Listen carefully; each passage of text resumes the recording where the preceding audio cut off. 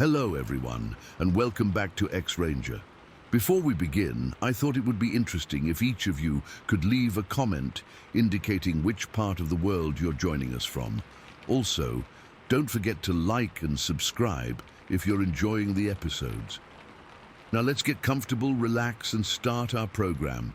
I've never been one to believe in monsters. Growing up in Seattle, you hear all kinds of crazy stuff on the streets, you know? Drunk people rambling, addicts having episodes, street performers doing weird acts. I thought I'd heard it all. But what happened at Colonial Creek Campground 3 years ago changed everything for me. I still can't explain it. And honestly, I'm not sure I want to. My older sister and I had decided to go camping in North Cascades National Park. It was late July, one of those rare Seattle summers where the sun actually stays out for more than 2 days in a row. We'd been planning this trip for months, ever since she'd gotten laid off from her marketing job and I'd finished my sophomore year at UW. We both needed to get away from the city noise, from our tiny apartments, from everything. Colonial Creek Campground seemed perfect. It's right on Diablo Lake, surrounded by those massive peaks that make you feel like an ant. We'd reserved a spot for 3 nights, packed our gear, and drove out early that Friday morning. The drive itself was gorgeous, winding mountain roads, glimpses of that incredible turquoise water through the trees. By the time we set up our tent, we were both already feeling that camping magic, you know, that sense of being disconnected from all the bullshit back home. Saturday morning was beautiful. Clear skies, maybe 75 degrees, that crisp mountain air that makes your lungs feel clean. After breakfast, my sister suggested we take our hammocks and books down to this quiet spot she'd found along the lake shore. It was maybe a 10-minute walk from our campsite, through this meadow with grass that came up to our knees in some places. The spot was perfect, a little clearing right at the water's edge, with a couple of sturdy trees about 15 feet apart for our hammocks. I remember the exact book I was reading, The Road by Cormac McCarthy. Not exactly light camping fare, but I'd been meaning to get through it for years. My sister had brought some romance novel with a shirtless guy on the cover. We gave each other grief about our book choices, set up the hammocks, and settled in for what we thought would be a peaceful afternoon of reading. The lake was like glass, absolutely perfect. You could see the mountains reflected in the water, and occasionally a fish would jump, sending out those perfect concentric circles. There were a few other campers visible across the lake, but they were far enough away that we couldn't hear them. Just pure quiet, except for the occasional bird call or the soft sound of water lapping at the shore. I'd been reading for maybe an hour when I first heard it. At first, I thought it was someone talking in the distance. You know how voices carry weird over water? But as I listened more carefully, it didn't sound quite right. It was like, imagine someone trying to have a conversation, but their mouth was full of cotton, and they were speaking a language that didn't exist. Guttural, but not animal-like. Not human either. "Do you hear that?" I asked my sister. She looked up from her book, tilting her head. "Hear what?" The sound had stopped. I shrugged and went back to reading, but I kept half listening. Maybe it was just other campers fooling around, or someone's radio picking up a weird station. But then it started again, and this time it was closer, much closer, and there were footsteps. Now I need you to understand something. I've done a lot of hiking in Washington. I know what footsteps in the woods sound like. Animals have their own rhythm. Deer are light and quick, bears are heavy but steady. Even drunk campers stumbling around have a human pattern to their steps. This was different, erratic, like someone who was learning how to walk or someone who was injured putting weight down unevenly. Step, pause, step, step, pause, step. And that voice, getting closer. It wasn't words exactly, but it had the cadence of speech. Like listening to someone have an animated conversation in a language you've never heard, except the sounds coming out weren't quite right. My sister had heard it now too. We both sat up in our hammocks, books forgotten, trying to figure out where it was coming from. The meadow stretched out behind us, tall grass swaying gently in the breeze, and beyond that, the tree line.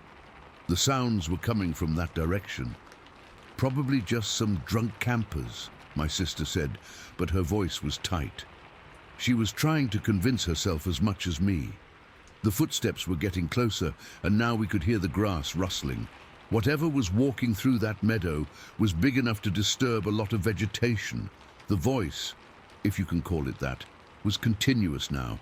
That same guttural, nonsensical muttering, like someone arguing with themselves.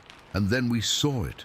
At first it was just movement in the tall grass, maybe 50 yards away. The grass was swaying in a line like something large was pushing through it. But the line was too high up, way too high up. If it was a person walking through that meadow, they'd have to be... Jesus Christ, my sister whispered.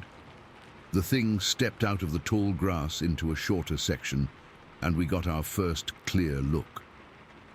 I want you to try to imagine this, because I still have trouble believing it myself. It was massive, had to be 8.5, maybe 9 feet tall, covered in reddish-brown hair that was longer on the arms and shorter on the torso, like it had been groomed or something.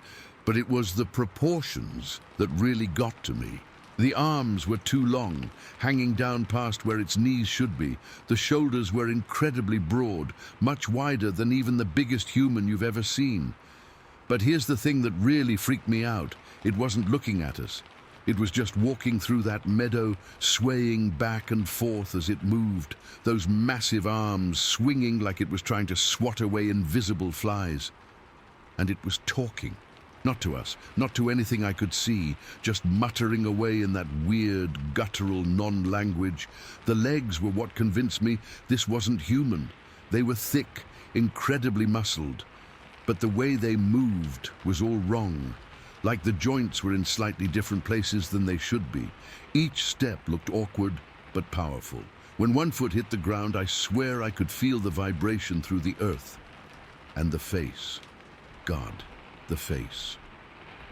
It was partially obscured by hair, but I could see enough. The lips were huge, much bigger than any human mouth, and they were moving constantly as it made those sounds. The jaw seemed to protrude forward, and even from 60 feet away I could tell the proportions were all wrong. We didn't move, couldn't move. I don't think either of us was even breathing properly. We just lay there in our hammocks, frozen, watching this impossible thing walk across the meadow. It passed maybe 60 feet from us, close enough that I could smell it.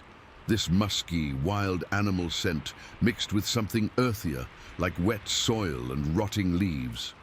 The muttering was loud now, that weird conversation with itself echoing across the water. The strangest part was how oblivious it seemed to us. It never turned its head in our direction, never paused, never showed any sign that it knew we were there. It just kept walking in that erratic, swaying gait, arms swinging, talking to itself in that impossible voice.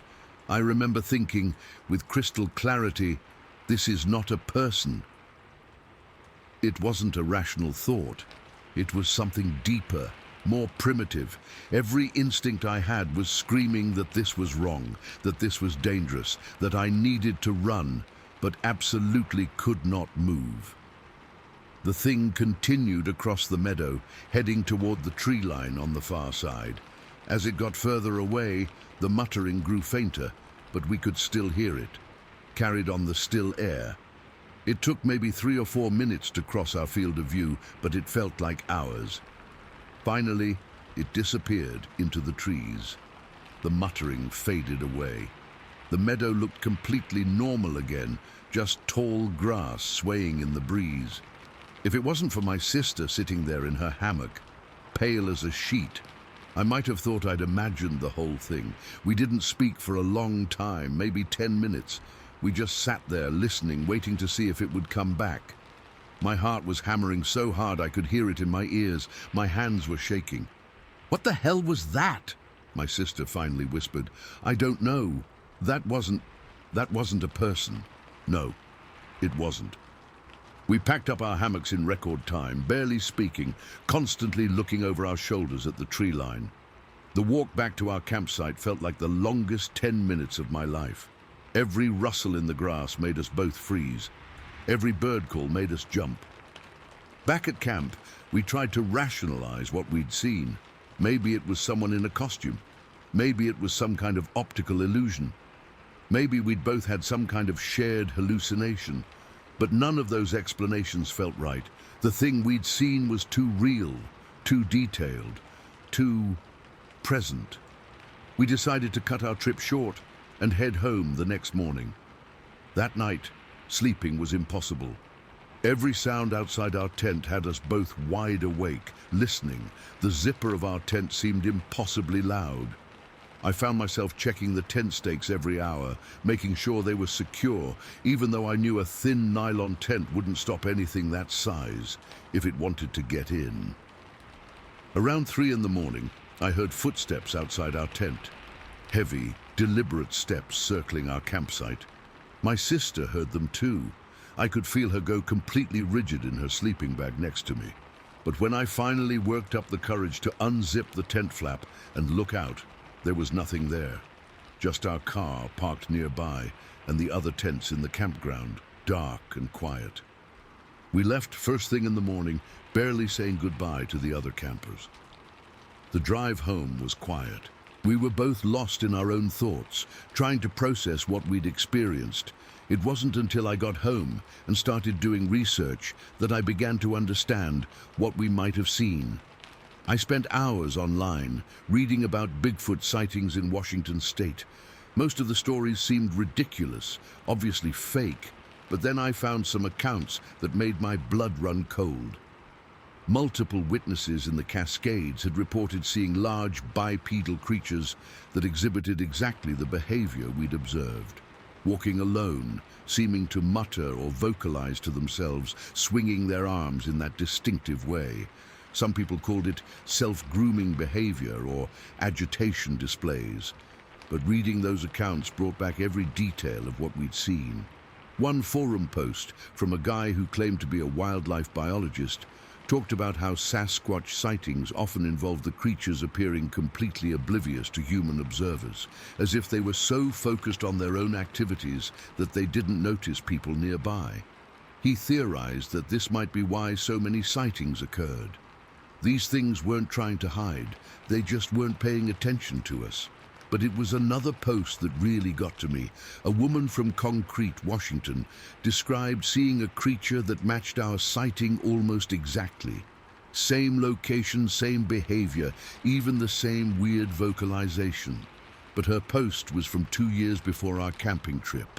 She mentioned that distinctive arm swinging, like the creature was batting away insects or brushing off spider webs. I never told anyone else about what we saw. My sister and I don't really talk about it, even now. What's the point? Who would believe us?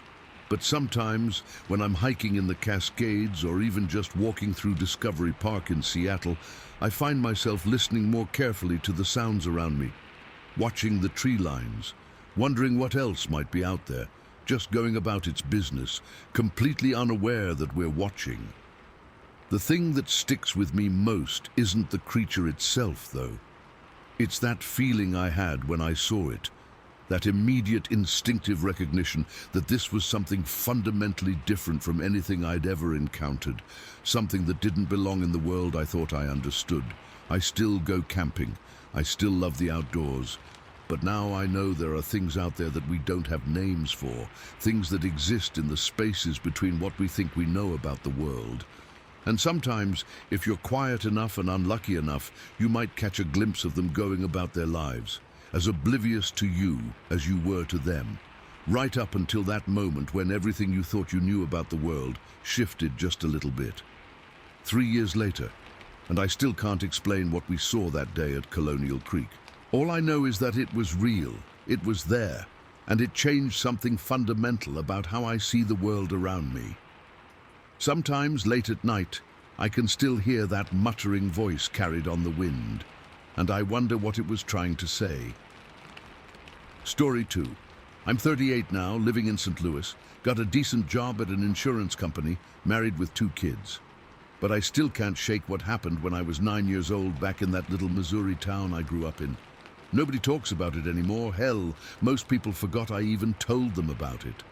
But I remember every single detail like it happened yesterday.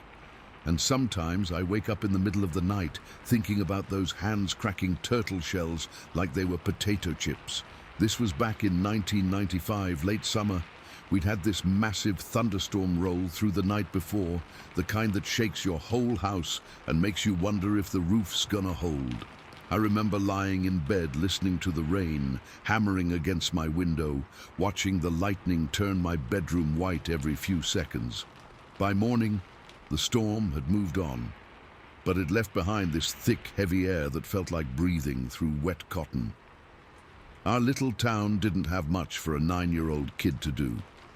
No arcade, no movie theater, just a couple of shops on Main Street and endless farmland stretching out in every direction. But we did have this creek that ran behind the Miller property, about a 15-minute bike ride from our house. Most days, it was pretty shallow, maybe knee-deep in the deepest parts, but after big storms like the one we'd just had, it would swell up and get murky with all the runoff. I'd been planning to go turtle hunting for weeks. My friend Tommy had found this huge snapping turtle down there earlier that summer, and I was determined to find one even bigger. My mom wasn't thrilled about me going to the creek alone, but it was summer break, and she was dealing with my baby sister who'd been colicky all week. After enough begging, she finally said yes, but I had to promise to be back before dinner and not go in the water past my waist. The air was so thick that afternoon, you could practically swim through it. Had to be 95 degrees with humidity that made your clothes stick to your skin the second you stepped outside. I grabbed my dad's old fishing net and a plastic bucket, threw them in the basket of my bike, and pedaled out toward the creek.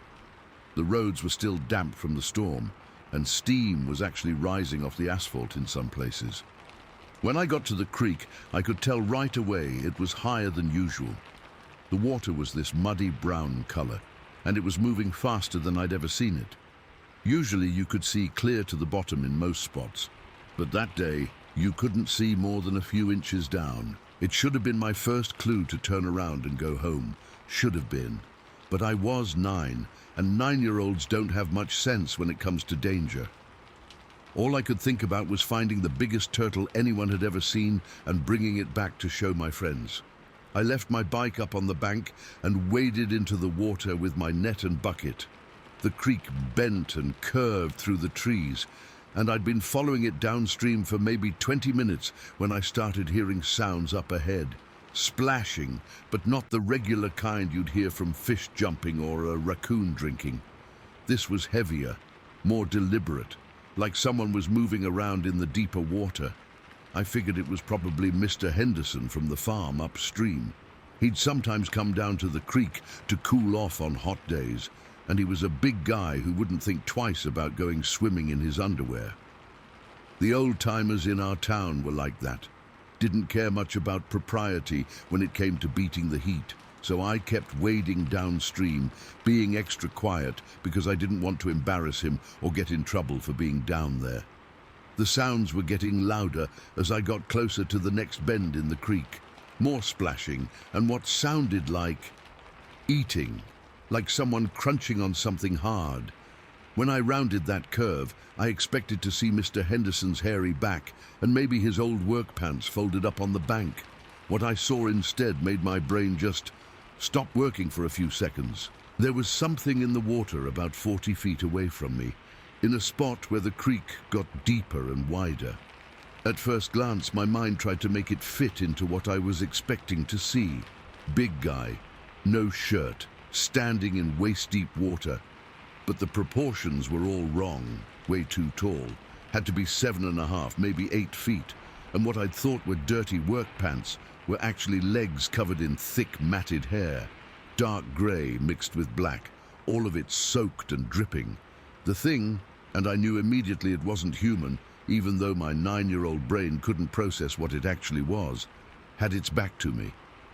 The shoulders were impossibly wide, and the arms were too long, reaching down into the water without having to bend over at all. But it was what the thing was doing that really made my stomach drop. It was feeding. Those massive hands would disappear under the murky water and come back up holding something. At first, I couldn't tell what, but then I saw the unmistakable dark green and yellow pattern of a turtle shell. The thing's hands were so big they completely covered the turtle, and I watched in frozen horror as it applied pressure until I heard this wet cracking sound, like stepping on a walnut but louder. The head came down then, and even though I couldn't see its face clearly from behind, I could see the neck muscles working as it bit into the turtle. Pieces of shell went flying into the water with little splashes. When it was done, it just casually tossed the remaining shell fragments downstream, where they hit the water with hollow plunking sounds. My legs felt like they were made of concrete. I was standing there in waist-deep water, maybe 40 feet away from this thing, and I couldn't move, couldn't breathe properly, couldn't think.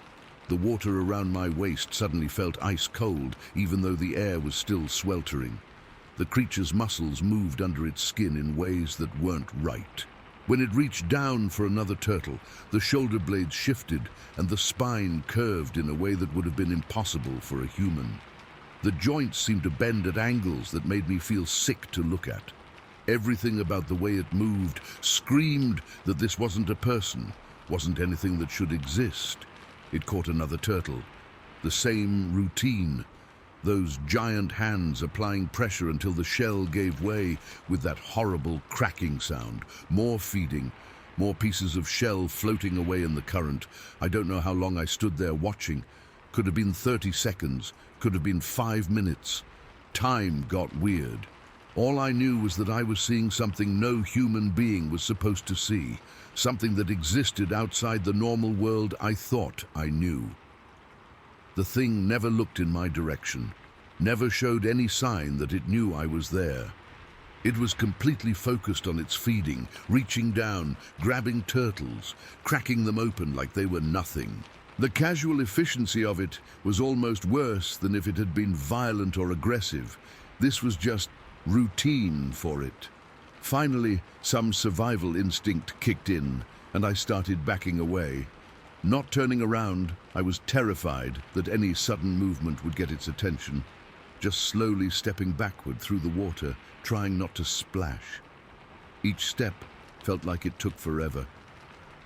The water seemed to grab at my legs, and twice I almost lost my balance on the muddy creek bottom. When I was maybe 70 feet away, I finally turned and started wading back upstream as quietly as I could. My heart was pounding so hard I was sure the thing could hear it.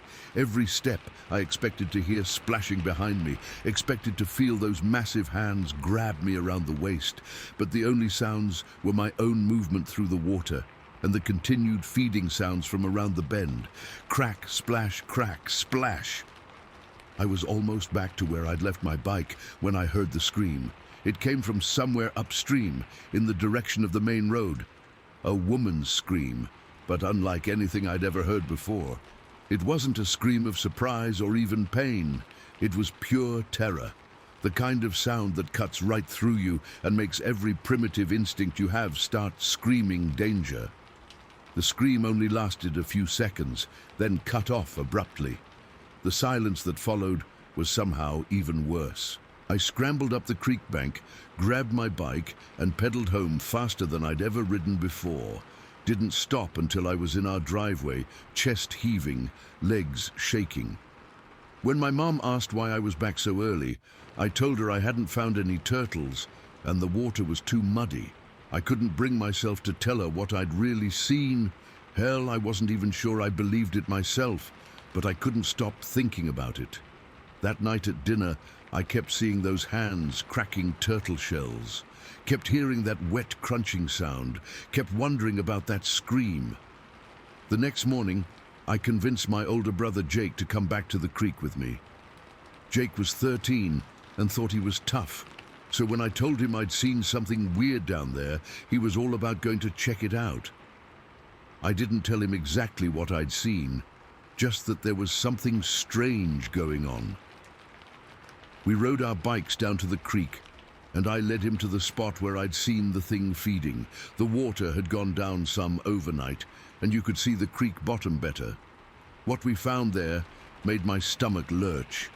Turtle shells, dozens of them, all cracked and broken, scattered along the creek bed like discarded dinner plates. Some were fresh, the colors still bright. Others looked older, bleached by the sun and water. But they were all broken in the same way, like they'd been crushed by something incredibly strong.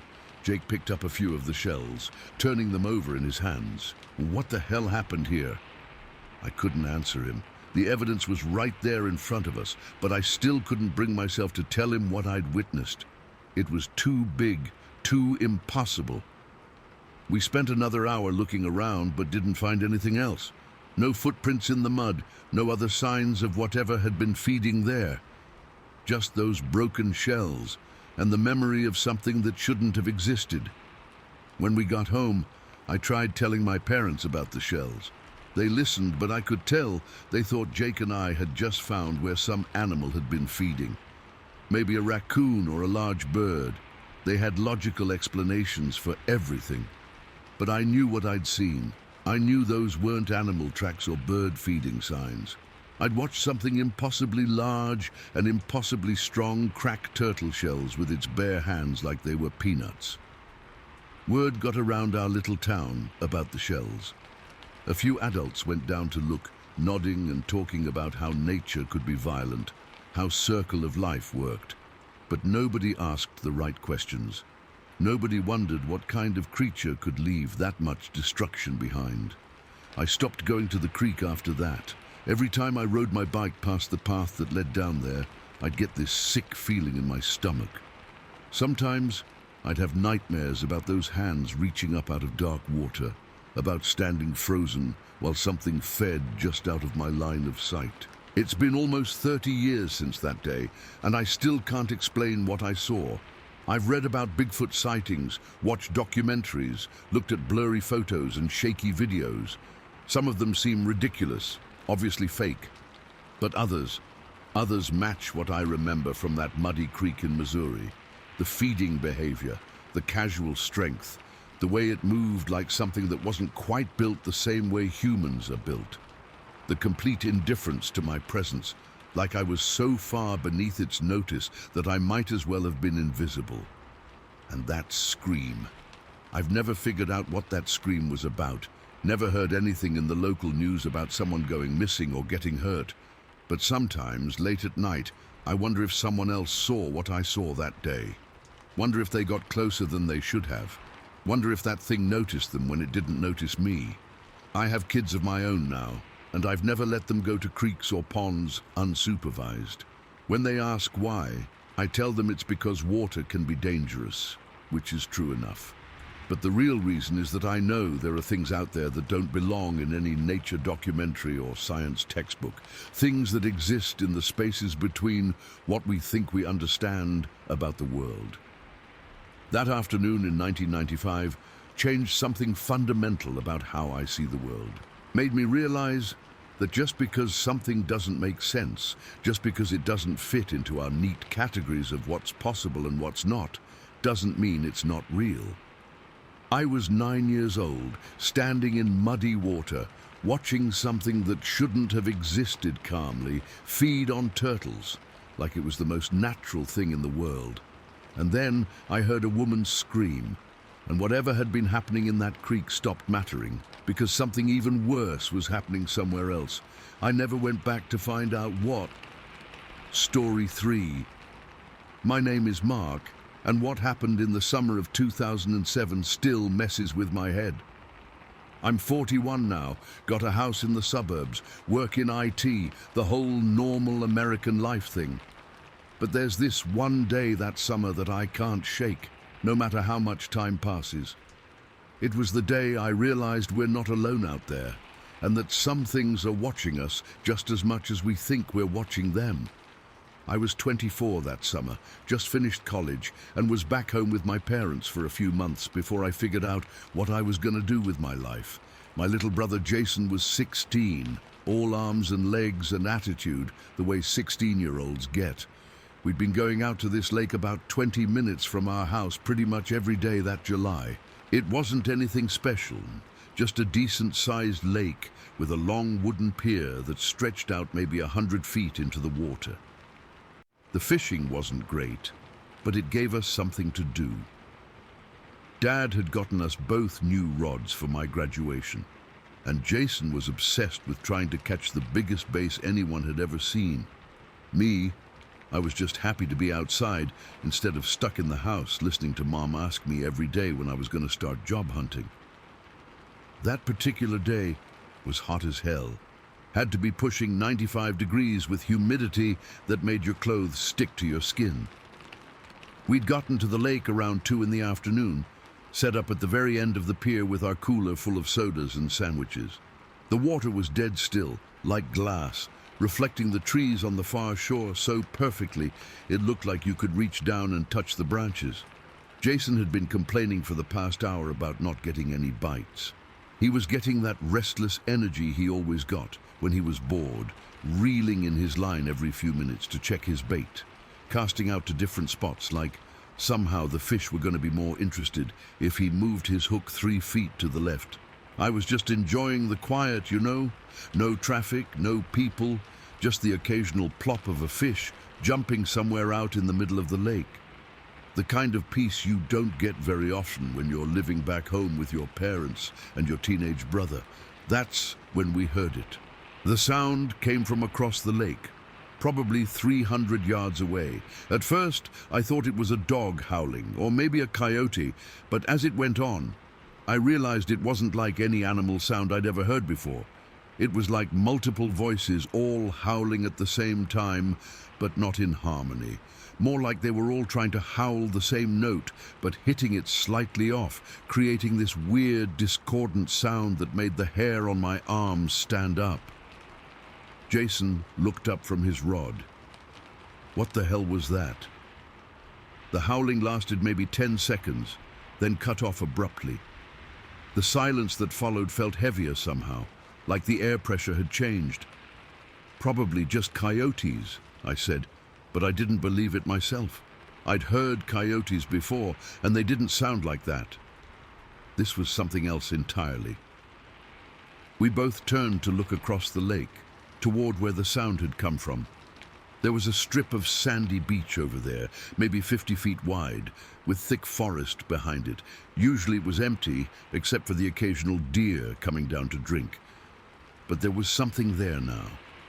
At first, it was just a dark shape against the tree line, maybe 200 yards away. Hard to make out details at that distance, but it was tall, taller than any person should be, and it was moving, but not walking, more like swaying back and forth, like it was dancing to music we couldn't hear.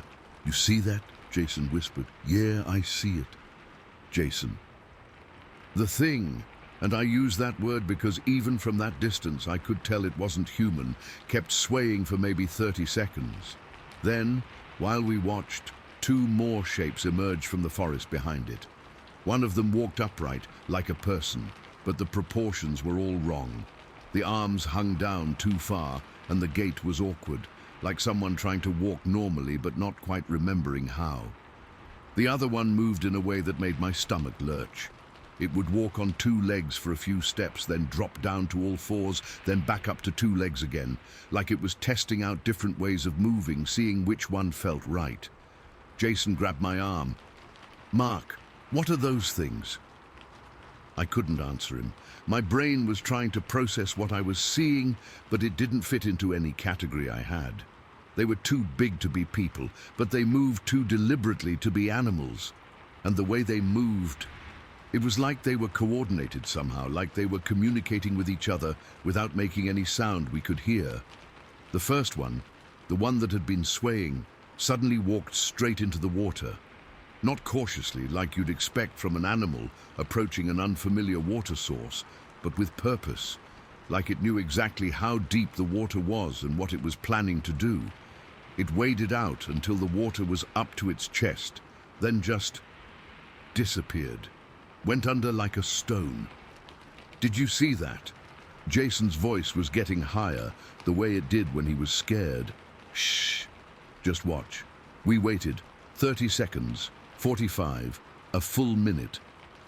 I was starting to think the thing had drowned, or maybe we'd imagined the whole thing, when the water broke about 50 feet away from where it had gone under.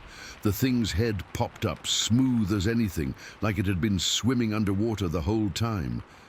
But here's what really got to me. The way it moved through the water wasn't like any swimming I'd ever seen. It was too fluid, too fast, like it was built for moving through water in a way humans aren't. While I was watching the swimmer, Jason tugged on my sleeve again. The other two had moved down to the water's edge. The one that walked upright was just standing there, perfectly still, looking in our direction. Even at that distance, I could feel its gaze like a physical weight. The one that alternated between 2 legs and 4 was moving along the shoreline, sometimes upright, sometimes on all 4s, but always staying parallel to the water, like it was patrolling. Time got weird then. I don't know how long we sat there watching them. Could have been 5 minutes, could have been 20. My brain kept trying to make sense of what I was seeing, kept trying to fit it into something normal, but nothing about the situation was normal. The one in the water had moved even further from where it went in, still swimming with that unnatural grace. The one on the shore hadn't moved at all, still staring in our direction, and the patrolling one kept moving back and forth, like a guard dog. "Mark, I'm getting really freaked out here," Jason whispered. That's when I realized I was freaked out too. My hands were shaking, and I had this cold feeling in my stomach like I got before throwing up. But it wasn't nausea. It was fear. Pure animal fear that something was very, very wrong with what we were witnessing. "We need to get Dad," Jason said suddenly, and before I could stop him, he was up and running back down the pier toward shore. I wanted to call after him, to tell him not to make noise, but some instinct told me that yelling across the water was the worst possible thing I could do right now. So I just sat there, rod forgotten in my hands, watching those things across the lake. The moment Jason's footsteps started echoing on the wooden pier, all 3 of them turned toward us. Not casually, not like animals who'd heard an interesting sound. In perfect unison, like they were all connected somehow. The one in the water stopped swimming and just floated there, watching. The patrolling one froze mid-step, and the still one, God, the still one tilted its head in a way that made my skin crawl. They knew we were there. They'd probably known the whole time. I could hear Jason shouting for Dad back at the parking area, his voice carrying across the water. Part of me wanted to run after him, but I couldn't move. I was transfixed by those 3 shapes across the lake, by the feeling that I was looking at something I wasn't supposed to see.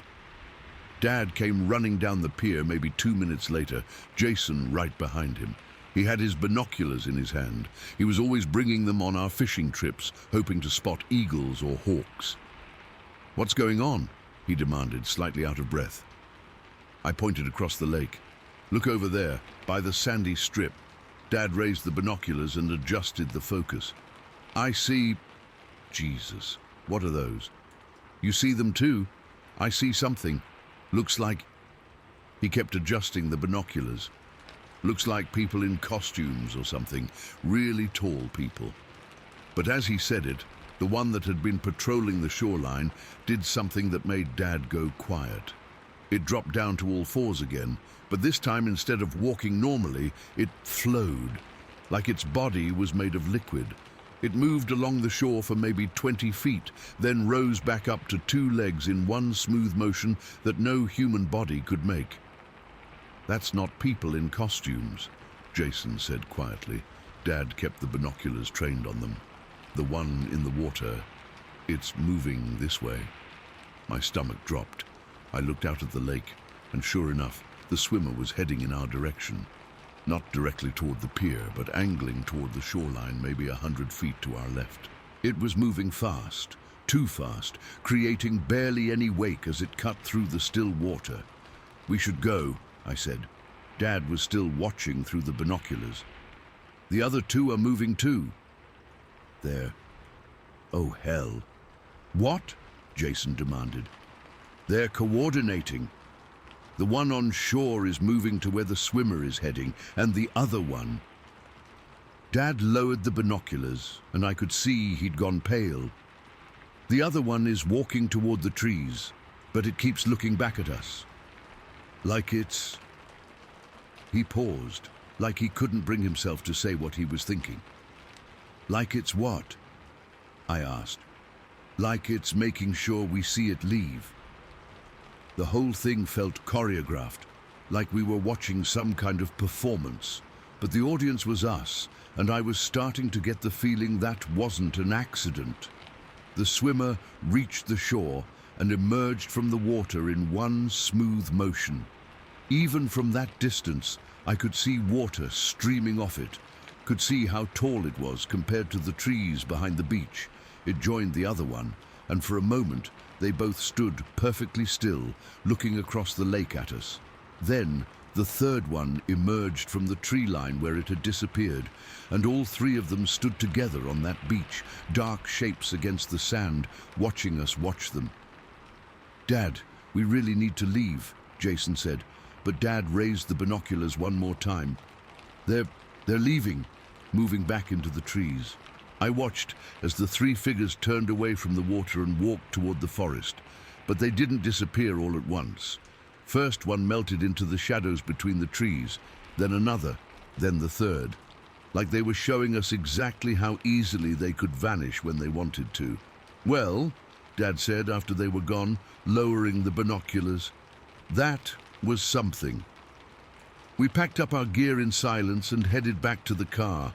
Dad kept insisting it had to be people in costumes, maybe some kind of prank or performance art piece, but I could tell he didn't really believe it. The way they'd moved, the way they'd coordinated their actions, the impossible swimming speed, none of it added up to people fooling around in suits. That night at dinner, we told Mum about it. She laughed and said we'd probably seen some hunters in camouflage playing a joke on the city folks. Dad nodded along with her explanation, but I caught him looking out the window toward the direction of the lake more than once. Jason didn't sleep well for weeks after that. He kept asking me if I thought they'd followed us home, if I thought they knew where we lived. I told him no, but honestly I wasn't sure. There had been something about the way they'd watched us, something deliberate and intelligent, that made me think they were capable of a lot more than we'd witnessed. The worst part wasn't what we'd seen, though. It was the feeling I'd had during those long minutes when we were all just staring at each other across the water.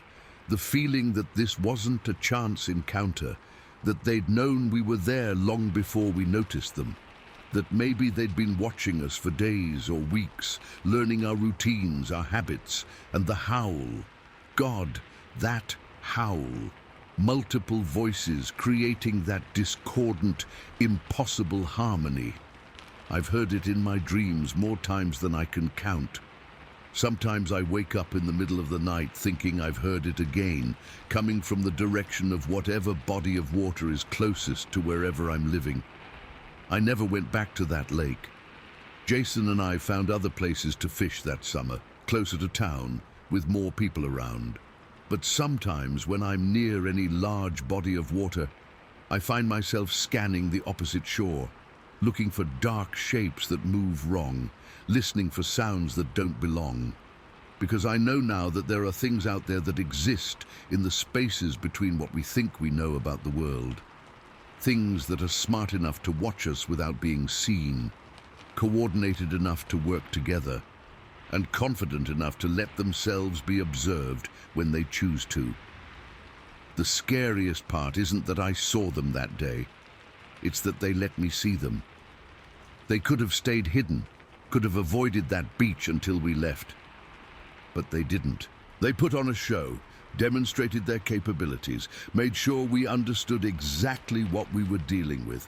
I still don't know why. Story 4. I'm 53 now. Been remarried for over a decade, got a good life here in Savannah. But back in 2009, I was in the worst place I'd ever been. Just went through the ugliest divorce you can imagine. Lawyers bleeding me dry, fighting over every piece of furniture, every photo, every damn thing we'd built together over 15 years. I was exhausted, broke, and honestly, I was starting to lose my mind from all the stress. My buddies could see I was falling apart. We'd been friends since college, and they knew I needed to get away from everything before I did something stupid. So they suggested we go camping, not to some nice, organized campground with bathrooms and picnic tables, but real camping. Off the grid, away from people, somewhere I could scream at the trees if I needed to without anyone calling the cops. We drove about 2 hours north of Savannah into some backwoods area that one of my friends knew about from hunting trips with his dad. No official campgrounds, no marked trails, just dense Georgia forest with a river running through it. The kind of place where you could disappear for days and nobody would think to look for you there.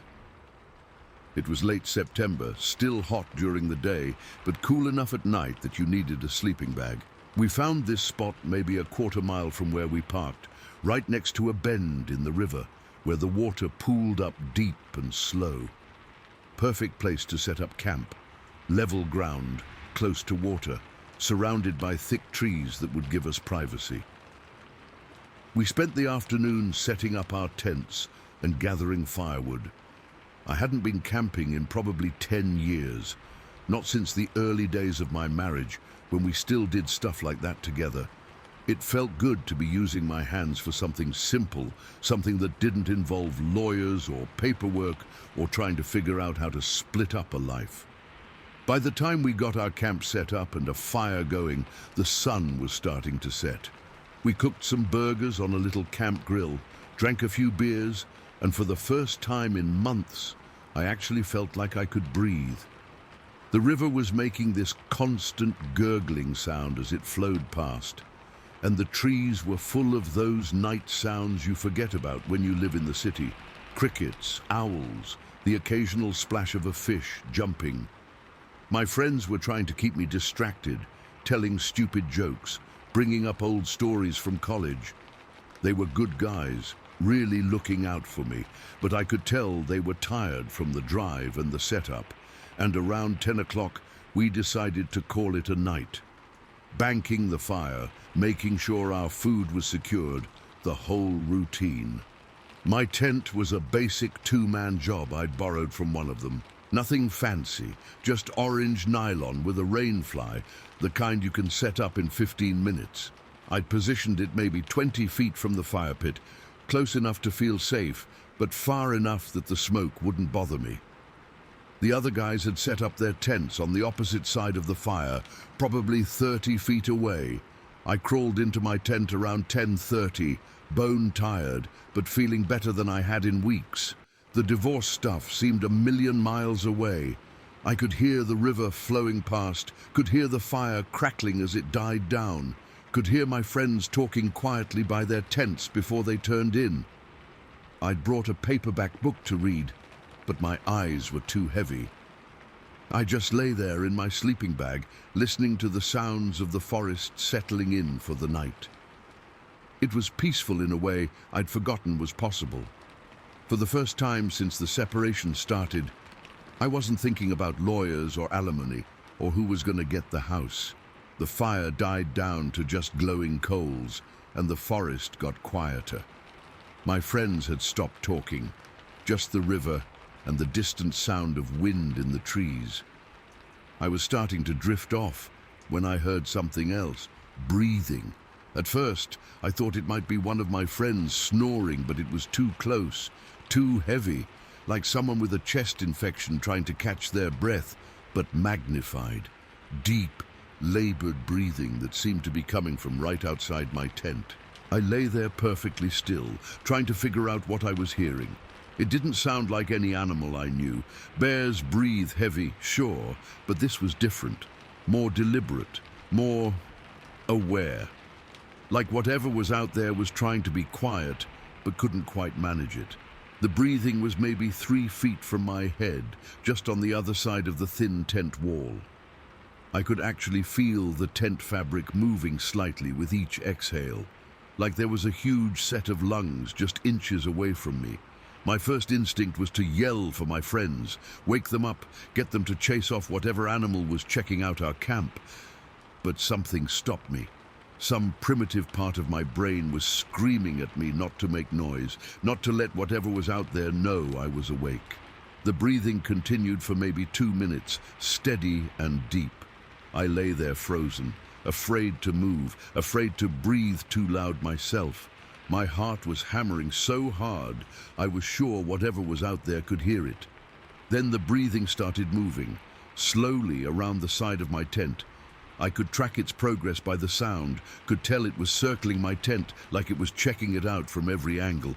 When it got to the foot of my tent, it stopped for a long time, maybe 30 seconds of just heavy, labored breathing.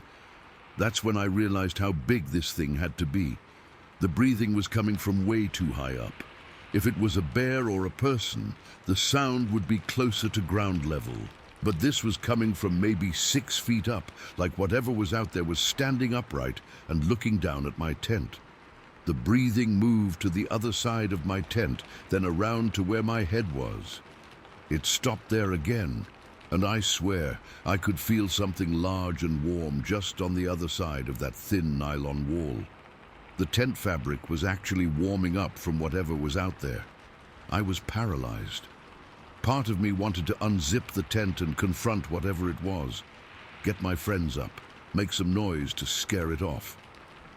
But a bigger part of me, the part that was listening to every instinct I had, was telling me to stay perfectly still and not draw attention to myself. The breathing finally started to move away. I could hear heavy footsteps in the leaves, slow and deliberate, heading toward the river. I started to relax, thinking whatever it was had lost interest and was moving on. That's when I heard the zipper. The sound was unmistakable, that metallic grinding noise of a tent zipper being slowly pulled open, but I wasn't touching my zipper. I was lying in the middle of my tent, hands at my sides, not moving. Something else was opening my tent. The zipper pulled down maybe 6 inches, then stopped.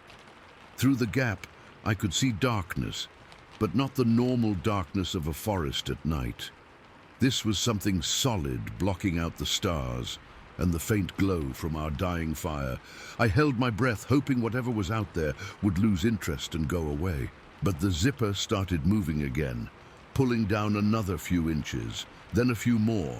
When the gap was maybe a foot wide, something came through it. A hand.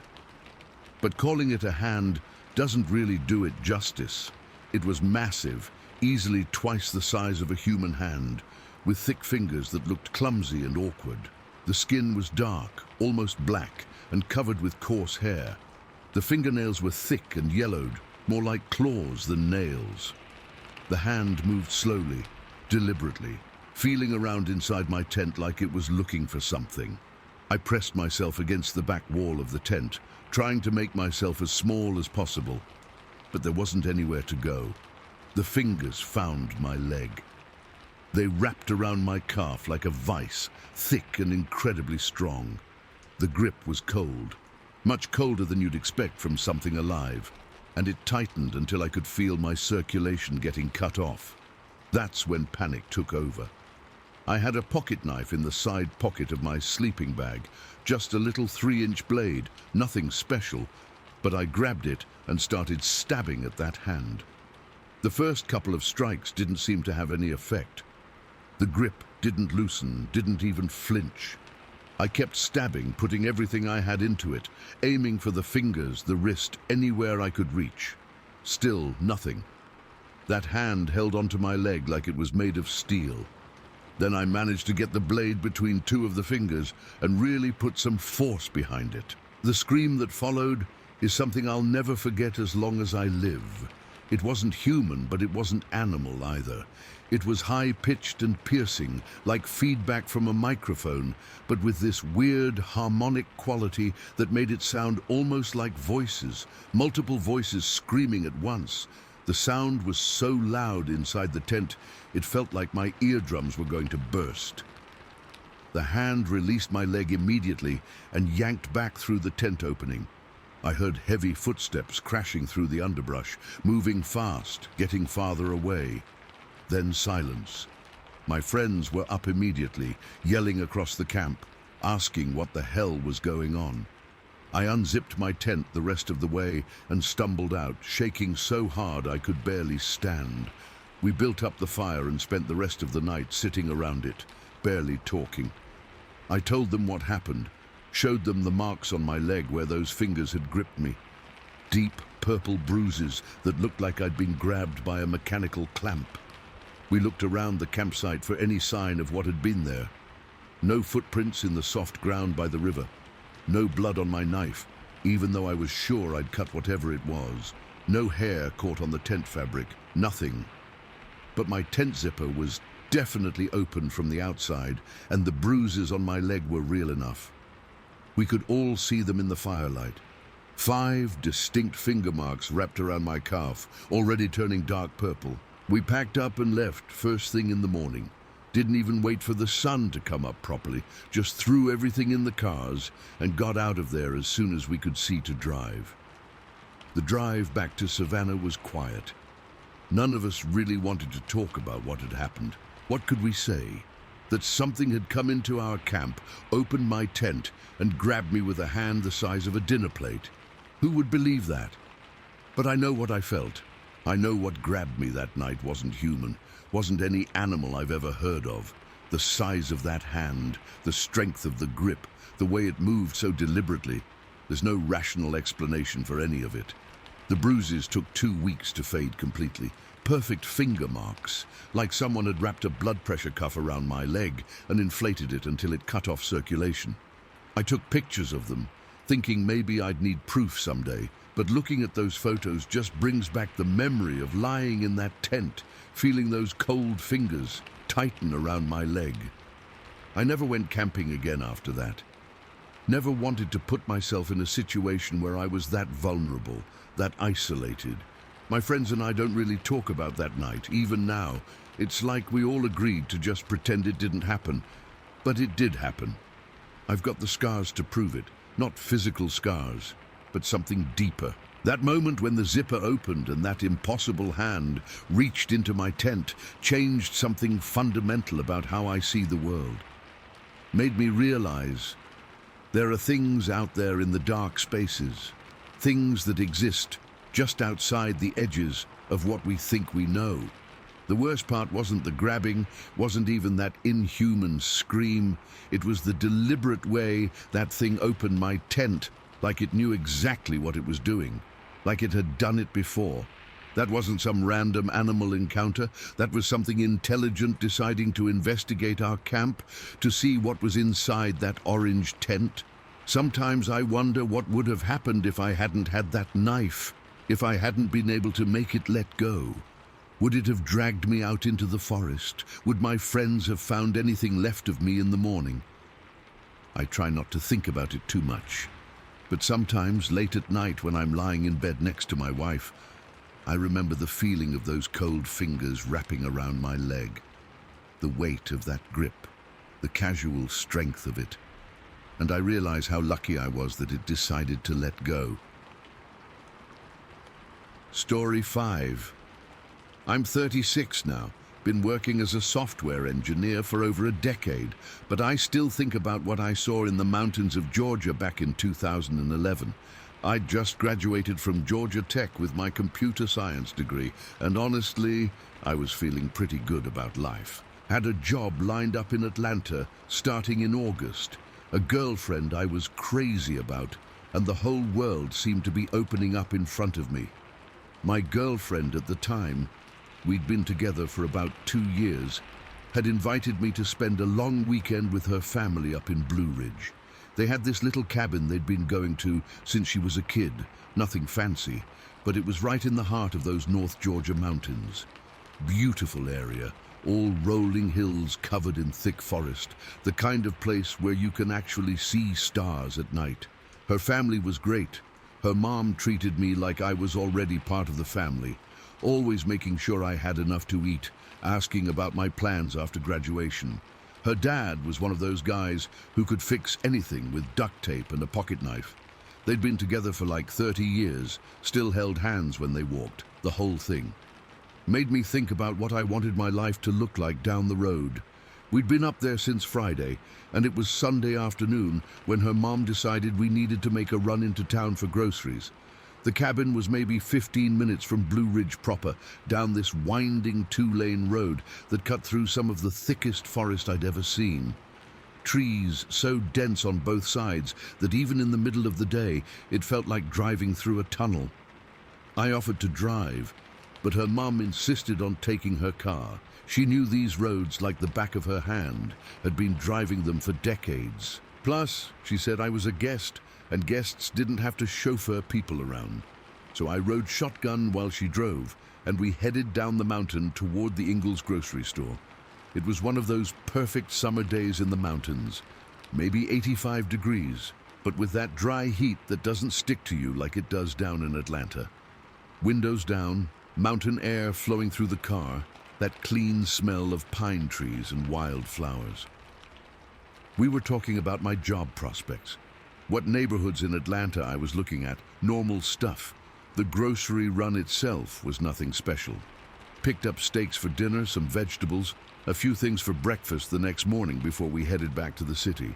Her mom was one of those people who knew everyone in town, so we ended up standing in the checkout line for 20 minutes while she caught up with the cashier about whose kid was getting married and who'd had surgery recently.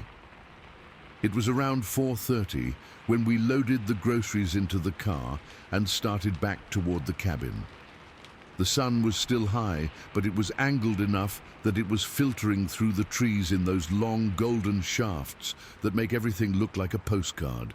I was feeling relaxed, maybe a little drowsy from the mountain air and all the food we'd been eating that weekend. Her mom was driving maybe 45 miles an hour, taking the curves nice and easy. These mountain roads can be tricky. You never know when you're gonna come around a bend and find a deer standing in the middle of the asphalt, or a tree that's fallen across the road. She'd learned to be cautious over the years. We were maybe 5 minutes from the cabin, coming around this long, sweeping curve that ran alongside a creek, when she suddenly hit the brakes. Not a panic stop, not like something had jumped out in front of us, but a deliberate slowing down. I looked up from my phone, I'd been checking messages, and saw why. There was something in the road ahead of us. At first glance, my brain tried to categorize it as a person. Someone walking across the road, maybe a hiker who'd gotten lost or a local taking a shortcut through the woods. But as we got closer, the proportions were wrong. Too short to be an adult, but moving with too much purpose to be a child. Her mum brought the car to a complete stop maybe 40 feet away from whatever it was. We both just sat there, engine idling, trying to figure out what we were looking at. It was walking upright, but not like a human walks. More like, imagine if you tried to teach a monkey to walk like a person, but it never quite got the hang of it. The gait was wrong, too fluid in some places, too stiff in others. Each step was deliberate, but the rhythm wasn't human.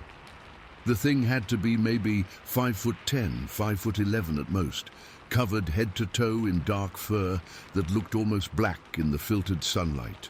But around the chin and throat area, the fur was lighter, more of a grey colour that stood out against the rest of it. The body shape was what really threw me. It was built like an orangutan, broad shoulders, long arms that hung down past its waist, barrel chest. But it was walking completely upright, no knuckle walking, no hunched posture, just standing tall and walking across that road like it owned the place. Her mom and I didn't say anything. We just sat there in the car, watching this impossible thing take its time crossing the road. The silence was so complete, I could hear the engine ticking as it cooled, could hear the creek babbling somewhere off to our right, could hear my own heartbeat in my ears. The creature, and that's the only word that fits, moved with this casual confidence that was somehow more unsettling than if it had been running or acting aggressive. It wasn't in any hurry, wasn't concerned about the car sitting there watching it, just methodically putting one foot in front of the other like it was out for an evening stroll. When it reached the center line of the road, it turned its head toward us. That's when my stomach dropped. The face wasn't human, but it wasn't quite animal either. It was somewhere in between, like evolution had gotten confused halfway through the process. The eyes were dark, much larger than human eyes, and they were looking right at us. Not just in our general direction, directly at us, like it was making eye contact. For maybe 3 seconds, we stared at each other, me and her mom in the car, this thing standing in the middle of the road. In that moment, I had this overwhelming feeling that if I'd been on foot, if I'd encountered this thing while hiking or walking alone, I would have been in serious danger, not because it looked aggressive, but because it looked capable. Like it could do whatever it wanted, and there wouldn't be much I could do to stop it. Then it turned its head back toward the other side of the road and continued walking. No change in pace, no sign that our presence had affected it at all. Just back to business as usual. Her mum fumbled for her purse, digging around for her cell phone. It was one of those old flip phones. This was 2011, remember, before smartphones were really standard. She got it open and tried to take a picture, but by the time she had the camera function up and pointed toward the road, the thing was already at the tree line. And here's what still bothers me. It didn't crash through the underbrush like you'd expect from something that size. It didn't break branches or make any noise at all. It just disappeared. 1 second it was stepping off the asphalt, the next second it was gone, like it had never been there at all. We sat in the car for probably 2 full minutes without saying anything, just staring at the spot where it had vanished into the trees. The silence felt heavy, loaded with questions neither of us wanted to ask out loud. Finally, her mom put the car back in drive, and we continued toward the cabin. She was driving slower now, maybe 35 miles an hour, both of us scanning the tree line like we expected to see it again. "Did you get a picture?" I asked. She checked her phone. "Too late." By the time I got the camera up, it was already gone. We drove the rest of the way in silence. When we got back to the cabin, her dad and my girlfriend were sitting on the porch, beers in hand, talking about something and laughing. Normal, everyday life continuing like nothing had happened. Her mum and I unloaded the groceries, still not really talking about what we'd seen. It felt too big, too strange to just blurt out. How do you explain something like that? How do you describe seeing something that shouldn't exist casually walking across a mountain road like it was the most natural thing in the world? At dinner that night, her mum finally brought it up. She told her husband and my girlfriend that we'd seen something weird on the way back from the store. Some kind of animal crossing the road, but she couldn't figure out what it was. "Probably just a bear," her dad said. "They'll walk upright sometimes, especially if they're curious about something." But I knew it wasn't a bear. I've seen bears before, seen how they move when they're on their hind legs. This was different. The proportions were wrong, the gait was wrong, everything about it was wrong for a bear. "Could have been someone's pet monkey that got loose," my girlfriend suggested. "Remember that story on the news about the guy in Ohio who had all those exotic animals?" Her mom nodded along with these explanations. I could tell she wanted to believe them, wanted there to be a rational reason for what we'd seen. But I caught her looking at me a couple of times during the conversation, and I could see in her eyes that she knew it hadn't been a bear or an escaped pet. I didn't say much during that discussion. What was I going to say? That I thought we'd seen some kind of undiscovered primate species wandering around the mountains of North Georgia? That the way it had looked at us suggested an intelligence that made my skin crawl? The rest of the weekend passed normally. We grilled steaks, played cards, sat around the fire pit telling stories. But I kept thinking about that moment when the thing had turned to look at us. The casual way it had assessed us and then dismissed us as not worth its concern. When we drove back to Atlanta on Monday morning, I found myself watching the tree line the whole way down the mountain. Part of me was hoping to see it again, to get a better look, maybe even get a picture. But a bigger part of me was relieved when we hit the interstate and left those dense woods behind. I never told anyone else about what I saw that day. My girlfriend and I broke up about 6 months later. Nothing dramatic, just grew apart as we figured out our post-college lives. I lost touch with her family after that, so I never had a chance to ask her mum if she ever saw anything like that again. But I've done research over the years, read about Bigfoot sightings in North Georgia, looked at reports from other people who claim to have encountered something similar. Most of them sound ridiculous, obviously fake or exaggerated. But some of them describe exactly what I saw that day. The upright walking, the orangutan-like build, the casual confidence, like these things own the forest and we're just visitors. The way they can disappear into thick woods without making a sound. What bothers me most isn't that I saw something that shouldn't exist. It's the way that thing looked at us. There was intelligence there, awareness, like it was making a decision about whether we were worth its attention. And the conclusion it came to was that we weren't. I still go hiking in the mountains sometimes, but I'm more careful now. I make noise when I walk, stick to well-traveled trails, make sure I'm never too far from other people, because I know there are things out there that exist in the spaces between what we think we understand about the world. That summer afternoon in Blue Ridge changed something fundamental about how I see the wilderness. Made me realize that just because something doesn't fit into our neat categories of what's possible doesn't mean it's not real. And sometimes the most terrifying encounters are the ones where you realize you were never in control of the situation to begin with. That thing could have done whatever it wanted that day, could have charged the car, could have followed us back to the cabin, could have made our weekend a lot more interesting, but it chose not to. It looked at us, decided we weren't worth its time, and walked away. Somehow that casual dismissal was more frightening than any aggressive display would have been. Story 6. I'm 43 now, been living in St. Louis for over 15 years, but I still get this sick feeling in my stomach whenever I see kids ice skating. Takes me right back to rural Ohio, winter of 1989, when I learned that some things are better left alone in the dark. I was 12 that winter, the middle kid of 5. We lived on this old farm outside a tiny town called Mechanicsburg, population maybe 800 on a good day. My dad worked at a factory in Springfield, about a 30-minute drive, and my mum took care of us kids and helped out neighbors when they needed it.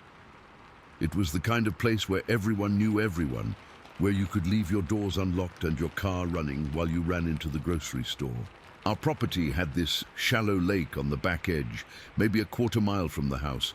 Nothing fancy, just a natural depression that filled up with runoff and stayed full year-round. In the summer, we'd catch bluegill and bass there. But in the winter, when it froze solid, it became our own private ice rink.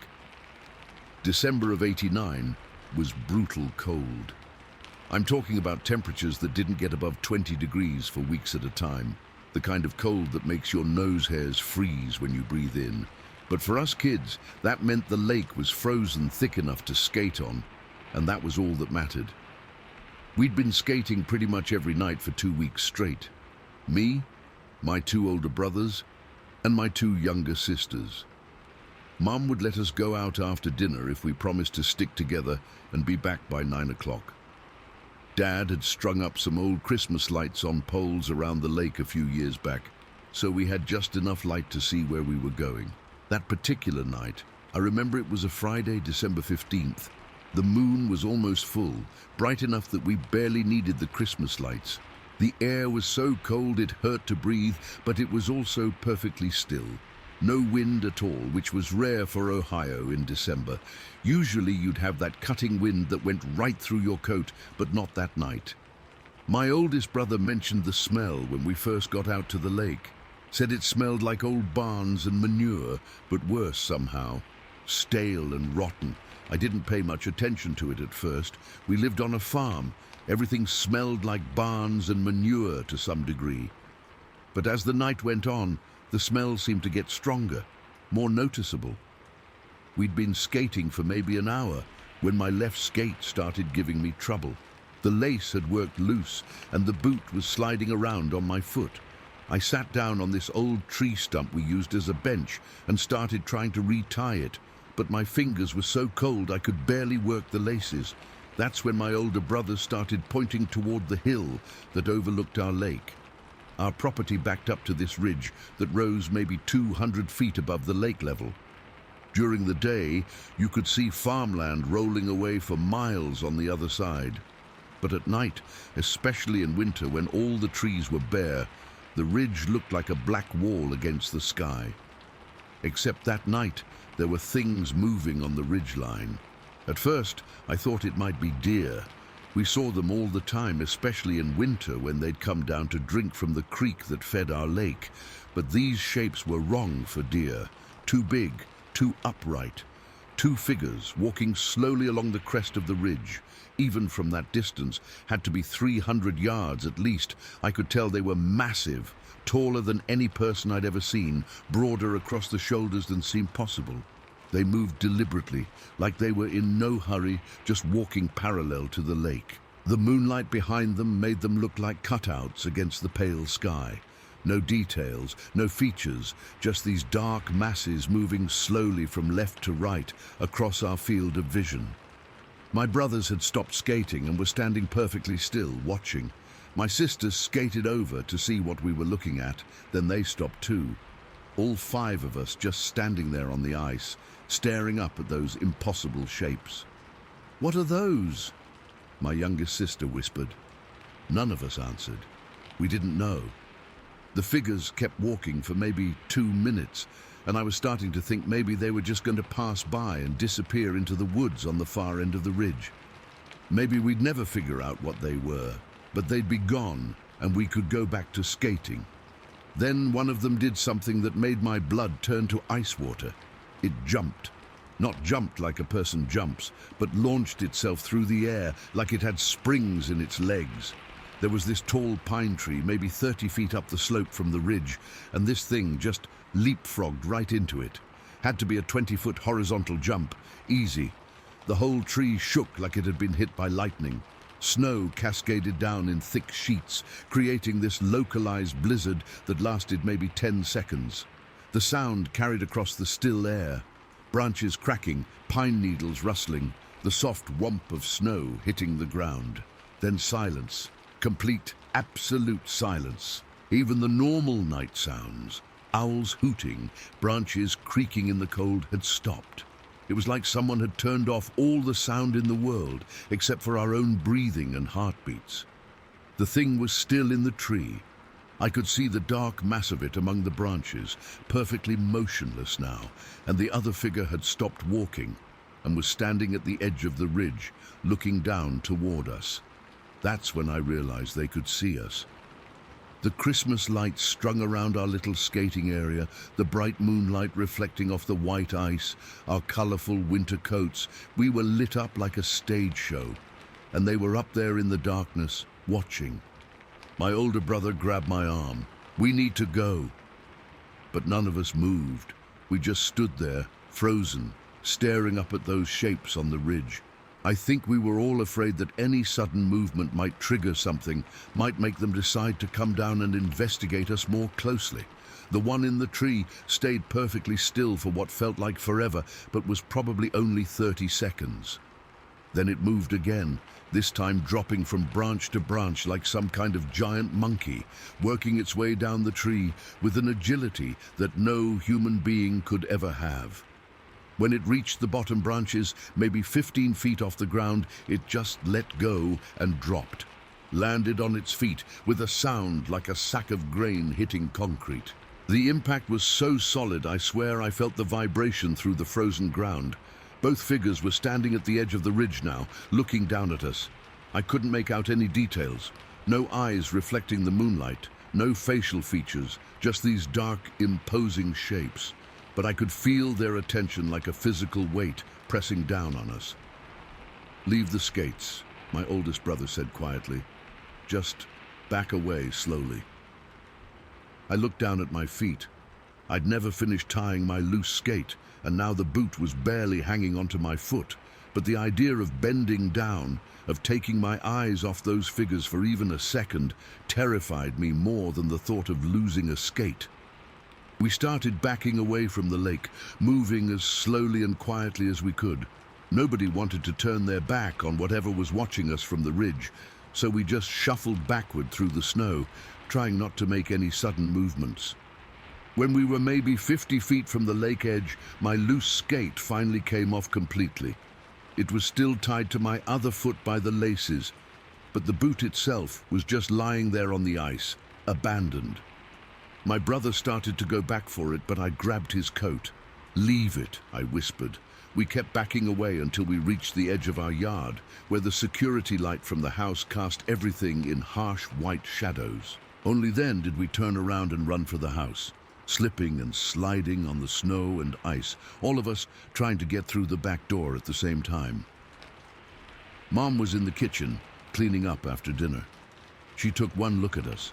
5 kids stumbling through the door, faces white with cold and fear, one of us missing a skate, and knew something was wrong. "What happened?" "Where's your other skate?"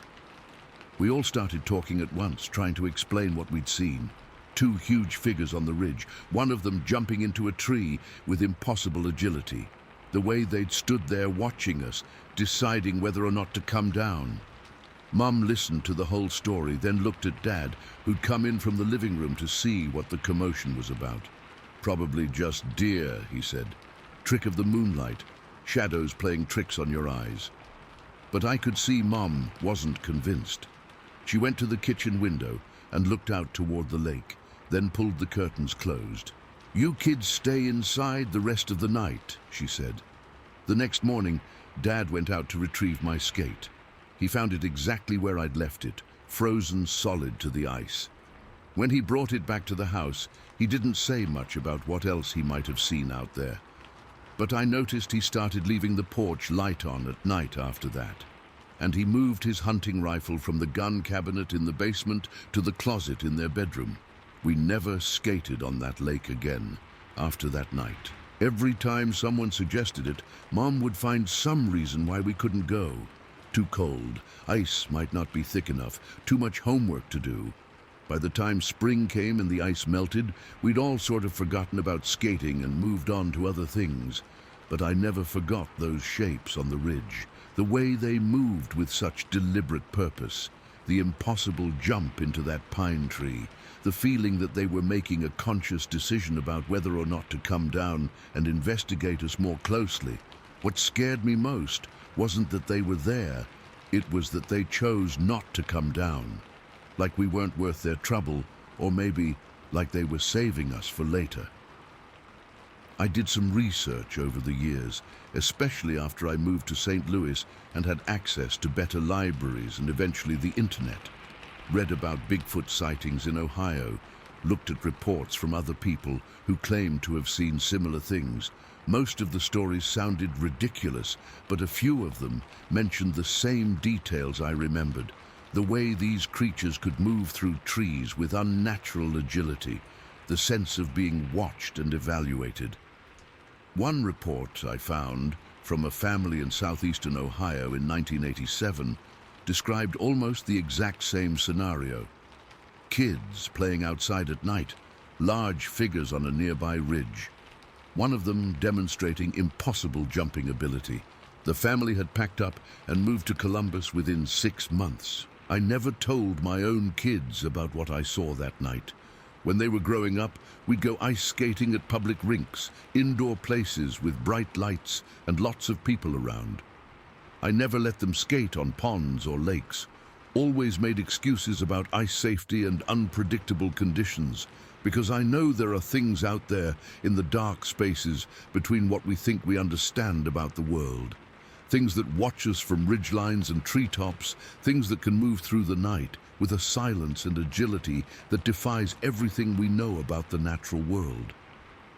That night in rural Ohio, 5 kids learned that we're not alone out there.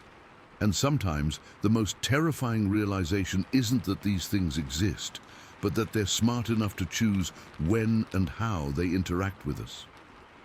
We were lucky that night. Those figures on the ridge decided we weren't worth their attention. They let us back away, let us retreat to the safety of our house and our parents and our normal lives. But I'll never forget the feeling of being evaluated by something I couldn't understand. Something that could have reached us in seconds if it had decided we were interesting enough to investigate.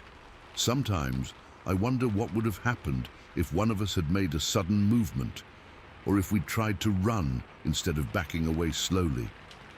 I wonder if those things are still out there, still watching families from dark ridgelines, still making decisions about which encounters are worth pursuing. I hope I never find out. Story 7. I'm 41 now, been living in Sacramento for over a decade, but I still get panic attacks sometimes when I hear light rain on a canvas roof. Takes me right back to Humboldt County, back to Fortuna, back to a day in March of 2003 that I wish I could forget but can't shake no matter how hard I try. I was 24 then, working at a little bookstore in downtown Fortuna and dating this guy who was absolutely obsessed with photography. He'd moved up from San Francisco to get away from city life, said he wanted to capture the real Northern California, the wild places that tourists never saw. He had this beat-up Toyota Land Cruiser from the 80s, olive green with a soft canvas top that he'd probably gotten at some army surplus store. Fortuna's this small logging town right in the heart of Humboldt County, surrounded by some of the most incredible forests you'll ever see. We're talking about old-growth redwoods, Douglas firs that have been growing for centuries, the kind of wilderness that makes you feel tiny and insignificant. My boyfriend was always dragging me out to these remote spots, looking for the perfect shot, the angle that would capture what he called the soul of the forest. That particular day was overcast and drizzly, typical March weather for that part of California. The kind of day where the fog hangs low in the valleys and everything feels muted and grey. I'd been working all week and really just wanted to stay home, maybe watch a movie, order pizza. But he'd been talking about this overlook he'd heard about from some guy at the camera shop in Eureka, said it was supposed to have incredible views of the canopy stretching out for miles. We left Fortuna around 2 in the afternoon, driving east on these winding back roads that got narrower and more remote the further we went.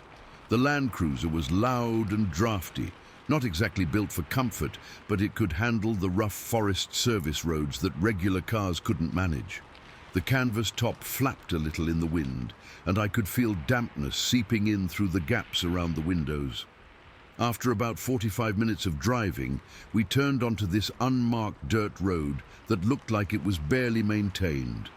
Potholes deep enough to swallow your tire, fallen branches scattered across the path, the kind of road that made you wonder if you'd be able to find your way back out. But my boyfriend was determined, following some hand-drawn map the camera shop guy had sketched out for him. The road wound upward through dense forest, giant pine trees and redwoods towering overhead like cathedral pillars. Even in the middle of the day, it felt dark under that canopy, with just occasional shafts of grey light filtering down through the branches. The silence was complete, except for our engine and the soft patter of drizzle on the canvas roof. We drove for maybe 20 minutes on that dirt road before it opened up into this small clearing. There was a rough parking area that looked like it had been used by hunters or logging crews, just packed dirt with tire ruts and scattered beer bottles. Beyond that, the land dropped away sharply, offering what should have been a spectacular view of the forest stretching out below us. But the weather wasn't cooperating. The drizzle had turned into a light but steady rain, and fog was rolling in from the coast, obscuring most of the view. You could make out the tops of trees disappearing into grey mist, but that was about it. My boyfriend was disappointed, but not ready to give up. He parked the Land Cruiser at the edge of the clearing, facing out toward the overlook, and started setting up his camera equipment. He had this whole system, tripods, different lenses, filters, the works. He was one of those people who could spend 2 hours getting the perfect shot of a tree branch. I stayed in the passenger seat, listening to the rain drum against the canvas roof above us. It was actually kind of peaceful, that steady rhythm of water hitting fabric, the smell of wet forest coming through the gaps around the windows. The heater in the Land Cruiser barely worked, but it was warm enough inside that I was starting to get drowsy. My boyfriend was outside, completely absorbed in his photography, moving around the clearing with his camera, trying different angles. I could see him through the rain-streaked windshield, crouched down behind his tripod, making tiny adjustments to his equipment. He had this intense focus when he was working that made him oblivious to everything else around him. I must have dozed off for a few minutes, lulled by the sound of rain and the warmth inside the car. When I opened my eyes, the first thing I noticed was that the rain had stopped. The drumming on the canvas roof had gone silent, and the forest around us felt different somehow. Quieter, more expectant. That's when I saw them. They were just there, like they'd materialized out of the fog. 4 of them, maybe 5. It was hard to get an exact count because they were positioned around the Land Cruiser in a loose circle, and I couldn't see all of them at once without turning my head. The closest one was maybe 6 feet from my window, standing perfectly still, just watching me. The face was unlike anything I'd ever seen, broader than a human face, with a high, sloped forehead that gave it an almost primitive look. The eyes were completely black, not just dark brown like you might see on a person, but black like pools of oil. And they never blinked, just stared with this unsettling intensity. The thing was covered in fur, medium brown like a chocolate lab, but thicker and coarser looking. The fur moved slightly in the breeze, but the creature itself was perfectly motionless. It had to be at least 7.5 feet tall, with shoulders broad enough that it could probably bench press a car. I looked around frantically for my boyfriend and saw him maybe 30 feet away, still crouched behind his camera, completely unaware of what was happening. The fog had gotten thicker, and I could barely make him out through the grey mist.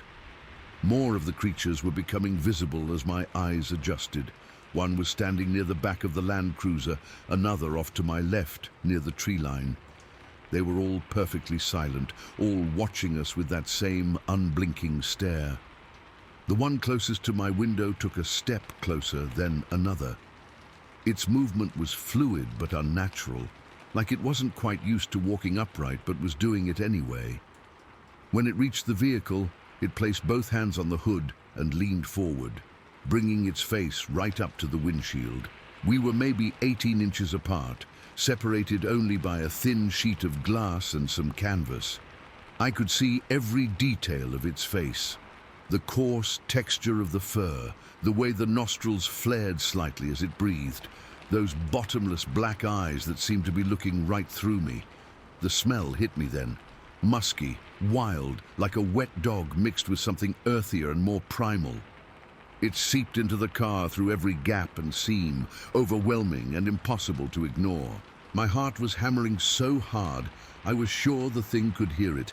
Every instinct I had was screaming at me to run, to get out of there, but I was trapped in a canvas-topped vehicle with something that looked like it could tear through the roof like tissue paper if it wanted to. The creature tilted its head slightly, studying me with what looked almost like curiosity. Its breath was fogging up the windshield, creating this halo of condensation around its face. I realized with growing horror that this wasn't some chance encounter. These things had deliberately surrounded us, had been watching us probably since we arrived. I tried to call out to my boyfriend, but my voice came out as barely a whisper. The creature's head turned slightly at the sound, and for a terrifying moment, I thought I saw recognition in those black eyes, like it understood that I was trying to communicate with someone. That's when something even more unsettling happened. Three of the other creatures suddenly turned in perfect unison toward the tree line, their movements synchronized in a way that was definitely not natural. But the motion was wrong. Instead of turning their heads like humans would, their entire upper bodies pivoted, like their necks were somehow connected differently than ours. The one at my windshield didn't move, didn't break eye contact, just kept staring at me with that intense, unblinking gaze, while the others focused on something in the forest that I couldn't see. My boyfriend must have finally noticed something was wrong, because I heard him call my name from somewhere in the fog. His voice sounded small and distant, swallowed up by the thick air and the silence of the forest. I managed to find my voice then. "Get in the car!" I screamed louder than I'd ever screamed in my life. "Get in the car right now!" The creature at my windshield flinched slightly at the sound, but it didn't back away. If anything, it seemed more interested, like it was trying to figure out what I was. I heard my boyfriend crashing through the underbrush, running toward the car. The creatures that had been facing the tree line turned back toward us, and I could see their faces clearly for the first time. They all had that same broad, primitive look, those same black, unblinking eyes, but each one was slightly different, different heights, different builds, like they were individuals rather than some kind of hive mind. My boyfriend reached the driver's side door and yanked it open, diving into the seat with his camera equipment still in his hands. The sudden movement caused all the creatures to shift their attention to him, and for a moment I was afraid they might try to stop him from getting in the car. But they just watched, waited. "What the hell are those things?" he whispered, his hands shaking as he tried to get the key into the ignition. "Just drive," I said. "Please just drive." Drunk, the engine turned over on the second try, and the sound seemed unnaturally loud in the silence. The creature at my windshield took a step back, but didn't break eye contact. The others moved slightly further away from the vehicle, but didn't leave. My boyfriend put the Land Cruiser in reverse, backing away from the overlook slowly and carefully. The creatures watched us go, but made no move to follow. They just stood there in the clearing, perfectly still, perfectly silent, until the fog swallowed them up. We didn't speak during the drive back to town. Didn't stop until we reached the main road and could see other cars, other signs of normal human activity. When we finally pulled over at a gas station in Fortuna, my hands were still shaking. "Did you get pictures?" I asked. He looked down at his camera, still clutched in his lap. "I don't know. I don't think so. I couldn't." We never developed that film, never went back to that overlook, never talked about what we'd seen. Not really. What could we say? That we'd been surrounded by something that shouldn't exist? That we'd looked into eyes that held an intelligence we didn't understand? My boyfriend and I broke up about 6 months later, not because of what we'd seen exactly, but because it changed something between us. We'd shared this experience that was too big, too impossible to process, and it left us both feeling isolated and strange. I moved to Sacramento a year later, got a job at a university library, tried to build a normal life, but I still think about that day sometimes, about the feeling of being watched and evaluated by something I couldn't understand, about those black, unblinking eyes and the way they seemed to look right through me. The most terrifying part wasn't that they were there. It was how deliberate it all felt, how coordinated, like they'd been waiting for us, like they'd chosen that moment to reveal themselves. And the way they let us go, not because they were afraid of us, but because they'd decided we weren't worth pursuing. Sometimes I wonder what would have happened if my boyfriend hadn't come back to the car when he did, if I'd been alone with those creatures, trapped in that clearing with nowhere to run. I try not to think about it too much, but late at night, when I hear rain on a roof or smell that musky, wild scent on the wind, I remember those 18 inches of glass and canvas that separated me from something that existed outside everything I thought I knew about the world. They're still out there, I know that much. still watching from the tree lines, still deciding which encounters are worth their attention.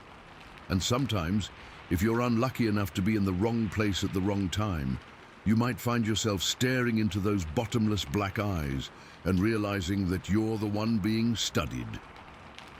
Story 8. I live in Savannah now, been here for almost 15 years, but I still can't walk on nature trails without constantly looking over my shoulder. People think I'm paranoid, maybe a little crazy, but they weren't in northern Wisconsin that late summer day in 1994 when I learned that some things in the forest are better left alone. I was 26 then, working construction in Milwaukee, and desperately needed a break from the city heat and noise. My buddy had this family cabin up in Vilas County, right on the shore of this pristine lake, surrounded by thick forest.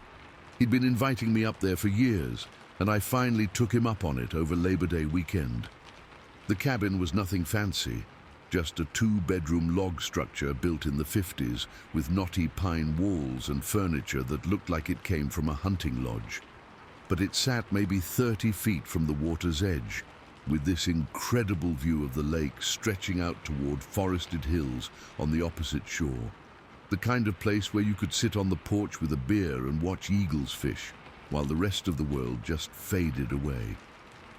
The family next door had been coming up there even longer than my buddy's family. Their cabin was maybe 200 yards through the trees, close enough that you could see their lights at night, but far enough that you felt like you had privacy. They had a daughter who was probably 16 or 17, one of those outdoorsy kids who knew every trail and fishing spot within 10 miles. I'd been up there since Thursday, just reading, fishing from the dock, trying to decompress from months of working 10-hour days in the heat. It was perfect weather, warm during the day, but cool enough at night that you needed a sweatshirt. The kind of late summer that makes you remember why you love the outdoors. Saturday afternoon, I was sitting on the porch reading a paperback when the neighbor girl came walking through the trees. I'd met her briefly when I arrived, just a quick introduction when she and her mom came over to say hello. Seemed like a nice kid, very polite, obviously comfortable in the woods. She asked if I wanted to go for a walk on this trail she knew about. Said it was used by mountain bikers and ATV riders, but it was nice for hiking too. And there was this spot about a mile in where you could get a great view of the lake from up high. I'd been sitting around for 2 days straight, so the idea of stretching my legs sounded good. The trail started maybe half a mile from our cabins, accessible by a dirt road that connected to the main highway. It was well maintained, wide enough for vehicles, but clearly used more by recreational traffic than anything heavy. You could see tire tracks from ATVs and mountain bike ruts in the softer sections. We started walking around 3 in the afternoon. The girl was a good hiking companion, knew a lot about the local wildlife, pointed out different types of trees and birds, that kind of thing. She'd obviously spent most of her summers up here since she was little. The trail wound through dense, mixed forest, mostly maple and oak with some pine scattered throughout. It was a beautiful day for a hike. Maybe 75 degrees, just enough breeze to keep you cool, that late afternoon light filtering through the leaves in golden shafts. We'd been walking for maybe 20 minutes, talking about nothing in particular, when everything changed. The temperature dropped. Not gradually, like when a cloud passes over the sun, but suddenly and dramatically. Like someone had opened a freezer door. I'm talking about a 20-degree drop in maybe 10 seconds. The girl noticed it too. I could see her rubbing her arms and looking around with a confused expression. Then the woods went quiet. Completely, absolutely quiet. No bird calls, no insects buzzing, no rustling of small animals in the underbrush. Just our footsteps and breathing in this unnatural silence that made the hair on my neck stand up. That's when I heard it behind us. Heavy footsteps, but not human footsteps, too irregular, too forceful. Like something large was moving through the forest, not trying to be quiet, just methodically making its way in our direction. I turned around, and what I saw made my brain just stop working for a few seconds. Something was coming up the trail behind us, maybe 60 feet away. It was moving on all fours, but it was huge. Had to be the size of a small bear, maybe bigger. At first glance, that's what I thought it was. My mouth was already opening to yell bear when I got a better look at what was approaching us. The thing was covered in mud and dead leaves, like it had been rolling around on the forest floor. But underneath the debris, I could see coarse, dark hair, matted with dirt and moisture. The body shape was wrong for a bear, though. Too long in the torso, arms that were too prominent, legs that bent at angles that didn't look right. But it was the face that made my blood freeze. When the thing lifted its head to look in our direction, I could see features that were almost human. Almost, but not quite. There was a thick, dark beard covering the lower part of the face, but above that, the proportions were all wrong. The eyes were set too deep, shadowed by a heavy brow ridge that protruded further than any human forehead should. The mouth was too wide, the jaw too heavy and prominent. It was like looking at some evolutionary mistake, something that had started to become human, but had gotten stuck halfway through the process. The worst part was the intelligence in those shadowed eyes. This wasn't some dumb animal. It was looking at us with purpose, with awareness, like it was making decisions about what it was going to do next. The ground was actually giving way under its feet as it moved.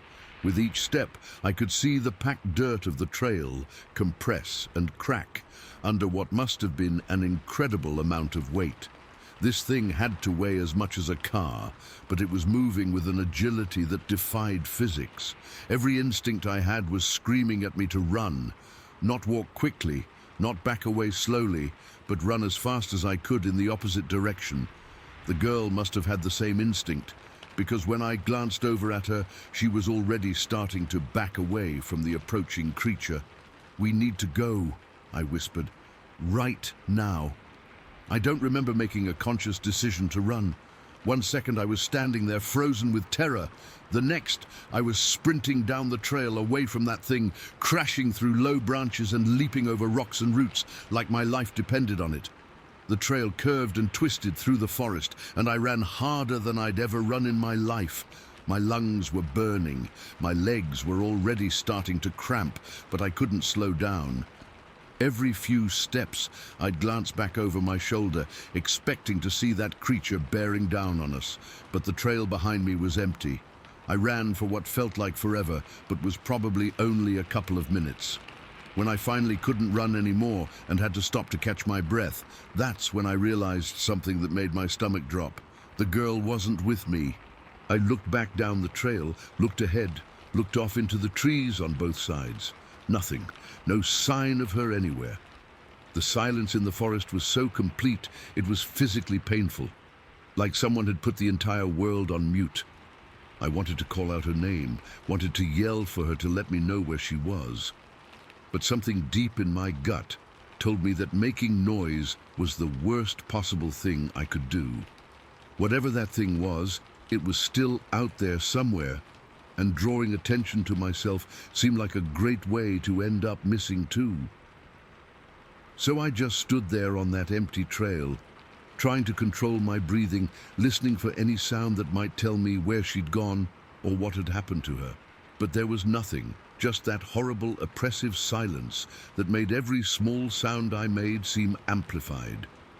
I started walking again, but slower this time, constantly looking over my shoulder.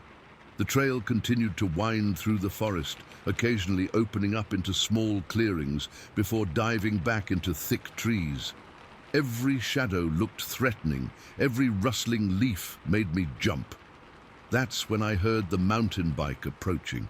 The sound of tires on dirt and the soft whir of gears was the most beautiful thing I'd ever heard. It meant another human being, someone else who could help me figure out what to do about the missing girl. The cyclist came around a curve maybe 50 feet ahead of me, a middle-aged guy in lycra shorts and a helmet, clearly out for an afternoon ride. When he saw me, he slowed down and stopped. "Hey, you okay?" he asked. "You look like you've seen a ghost."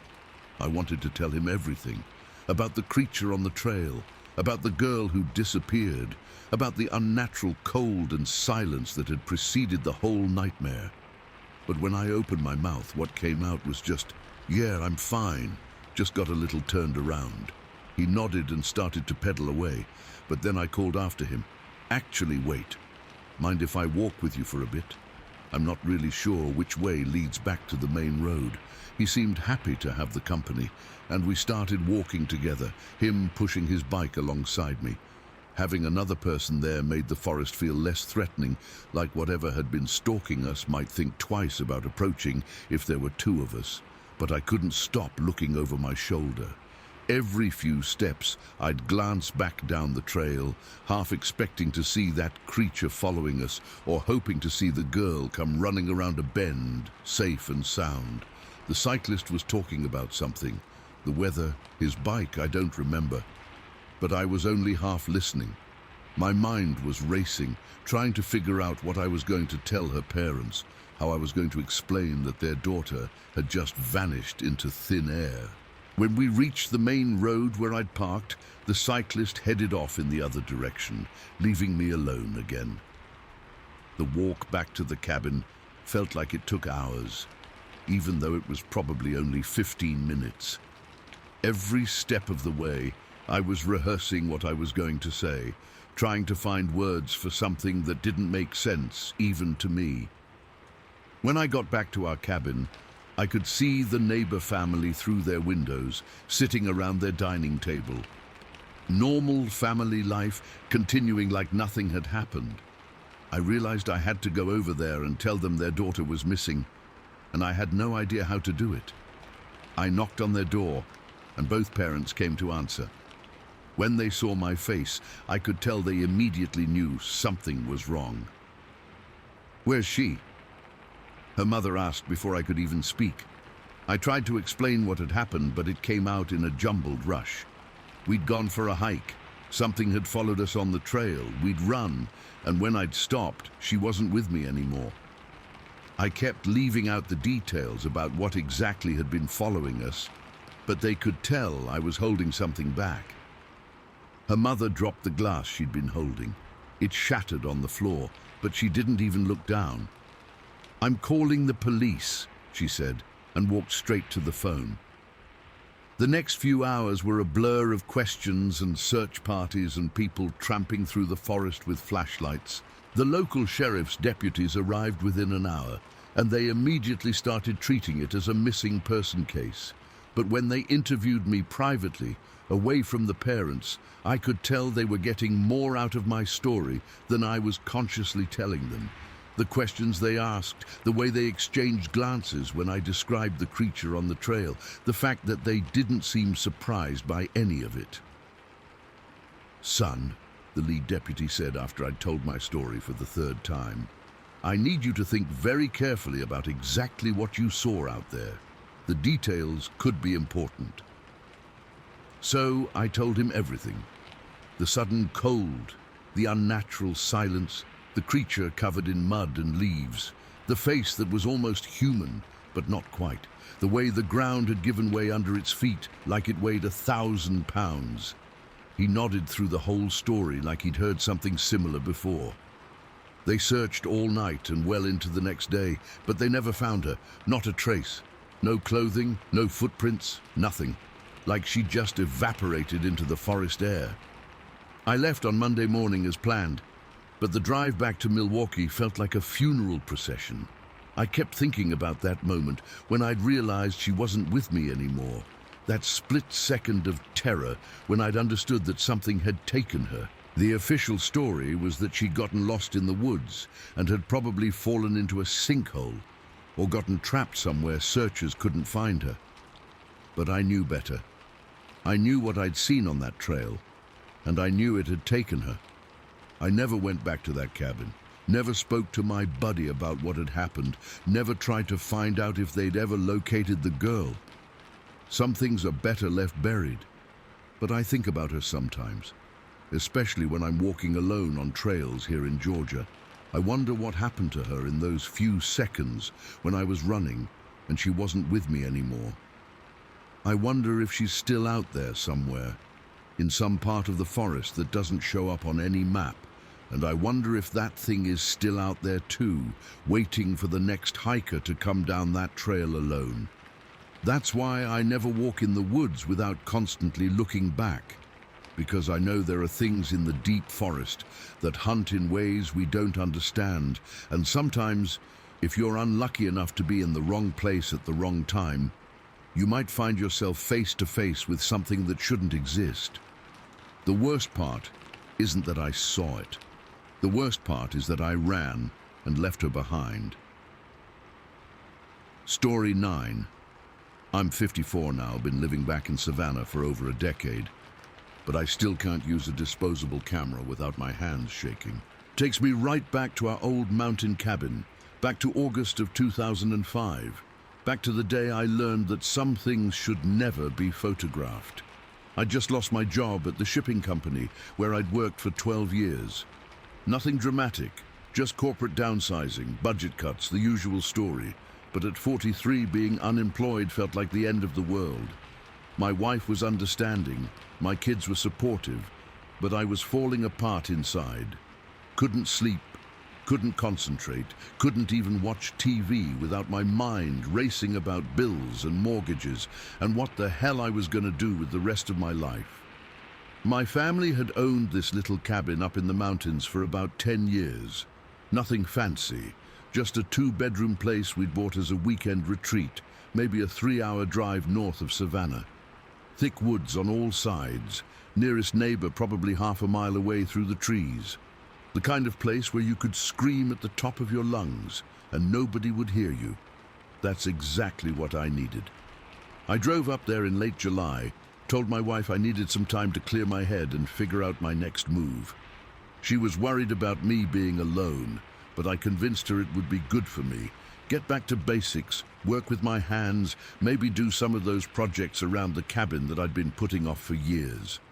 The first few days were rough. I'd wake up at 5 in the morning, same time I'd been getting up for work, and then remember I had nowhere to go.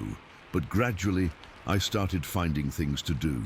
Fixed the wobbly workbench on the back deck, organized the tool shed, started going through all the scrap wood and metal we'd accumulated over the years. That's when I got the idea to make birdhouses.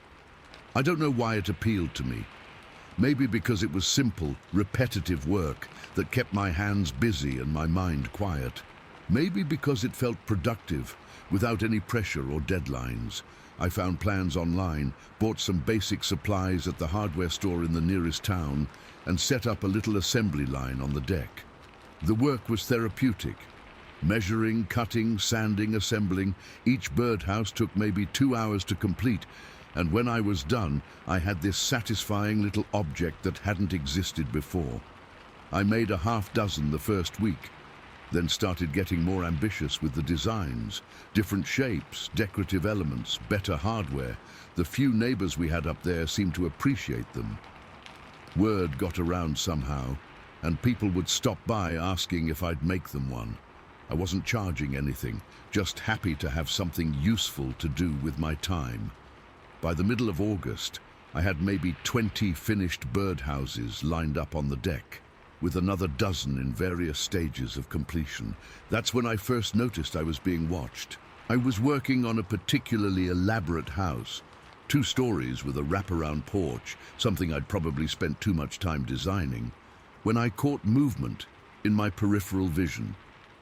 Just a flash of something dark behind the big oak tree at the edge of the yard, maybe 40 feet from where I was working. At first, I figured it was a deer. We saw them all the time, usually in the early morning or evening, coming down to drink from the little creek that ran behind the cabin. But when I looked directly at the tree, there was nothing there. I went back to work, but I kept feeling like someone was watching me. You know that feeling you get sometimes, like there are eyes on you even when you can't see anyone around. It was that, but stronger, more persistent. About an hour later, I saw it again. This time, I got a better look. There was definitely something behind that oak tree, but it wasn't a deer. I could see part of a head and one shoulder, just barely visible around the trunk. The face was dark gray, almost charcoal colored. and the eyes were completely black. Not brown like you'd see on a person, but black, like pools of oil. The hair was black too, coarse and matted, covering what I could see of the head and neck. But it was the body posture that really got my attention. Whatever this thing was, it was tall. I could tell even with most of it hidden behind the tree, but it was hunched over like it was carrying something heavy, or like standing upright was uncomfortable for it. It was watching me work, just standing there perfectly still, observing everything I was doing with those black, unblinking eyes. My first instinct was to call out, ask who was there, maybe wave them over. But something deep in my gut told me that was a bad idea. There was something about the way this thing was hiding, the deliberate way it was staying just out of clear sight, that made me think it didn't want to be noticed.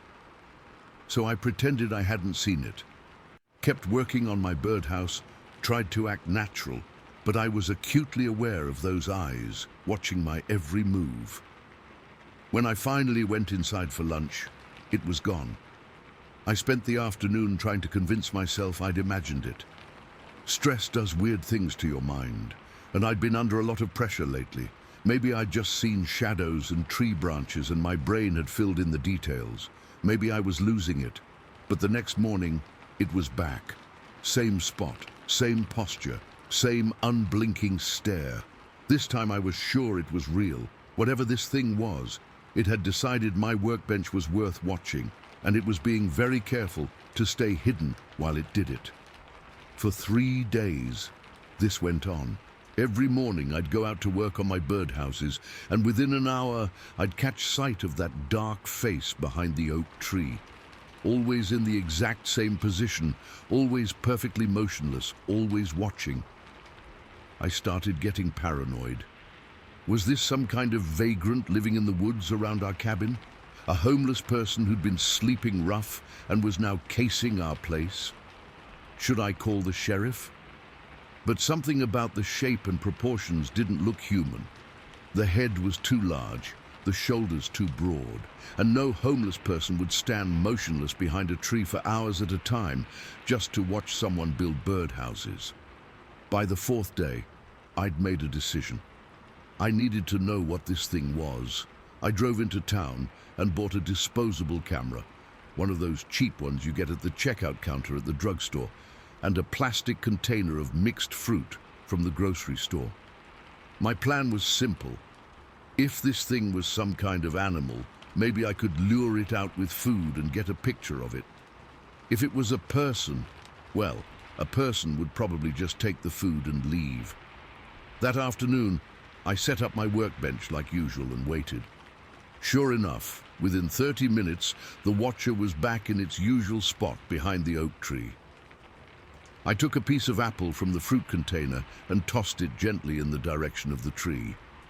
Not directly at the thing, I didn't want to seem threatening, just close enough that it could reach it easily if it wanted to. The apple landed maybe 10 feet from the base of the tree and rolled to a stop. For a long time, nothing happened.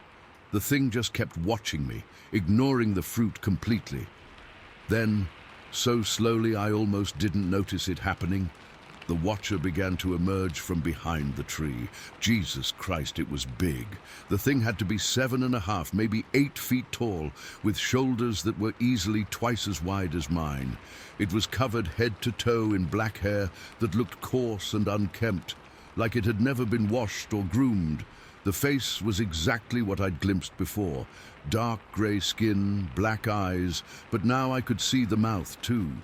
The lips were loose and slack, hanging open slightly like it had trouble keeping its mouth closed. It moved toward the apple with a strange, hunched gait, like its spine wasn't built for standing upright. Each step was deliberate but awkward, like it was concentrating on how to walk. When it reached the apple, it bent down and picked it up with hands that were enormous, easily 3 times the size of human hands. The fingers were thick and clumsy looking, more like sausages than anything designed for fine motor control. It brought the apple to its mouth and bit into it. The chewing was loud and wet, and I could hear it from 40 feet away. Juice ran down its chin and dripped onto its chest. That's when the smell hit me. Even with the distance between us, I could smell this thing clearly. It was like a swamp in the middle of summer, stagnant water, rotting vegetation, dead fish, all mixed together into something that made my eyes water. The August heat seemed to make it worse, carrying the stench directly to where I was standing. But I had my camera ready. I threw another piece of fruit, this time closer to where I was working. The thing finished its apple and shuffled over to the new offering. That same awkward gait, that same loose-mouthed chewing. It was maybe 25 feet away from me now, close enough that I could see every detail. The face was the worst part. It wasn't quite human, but it wasn't animal either. It was something in between, like evolution had gotten confused halfway through the process. The intelligence in those black eyes was unmistakable, but there was something else there too, something wild and unpredictable. I raised the camera slowly, trying not to make any sudden movements. The thing was focused on eating, making these soft grunting sounds as it chewed. This was my chance to get proof of what I'd been seeing, to have something concrete to show people. I aimed the camera and pressed the button. The flash went off and everything exploded. The sound that came out of that thing was unlike anything I'd ever heard.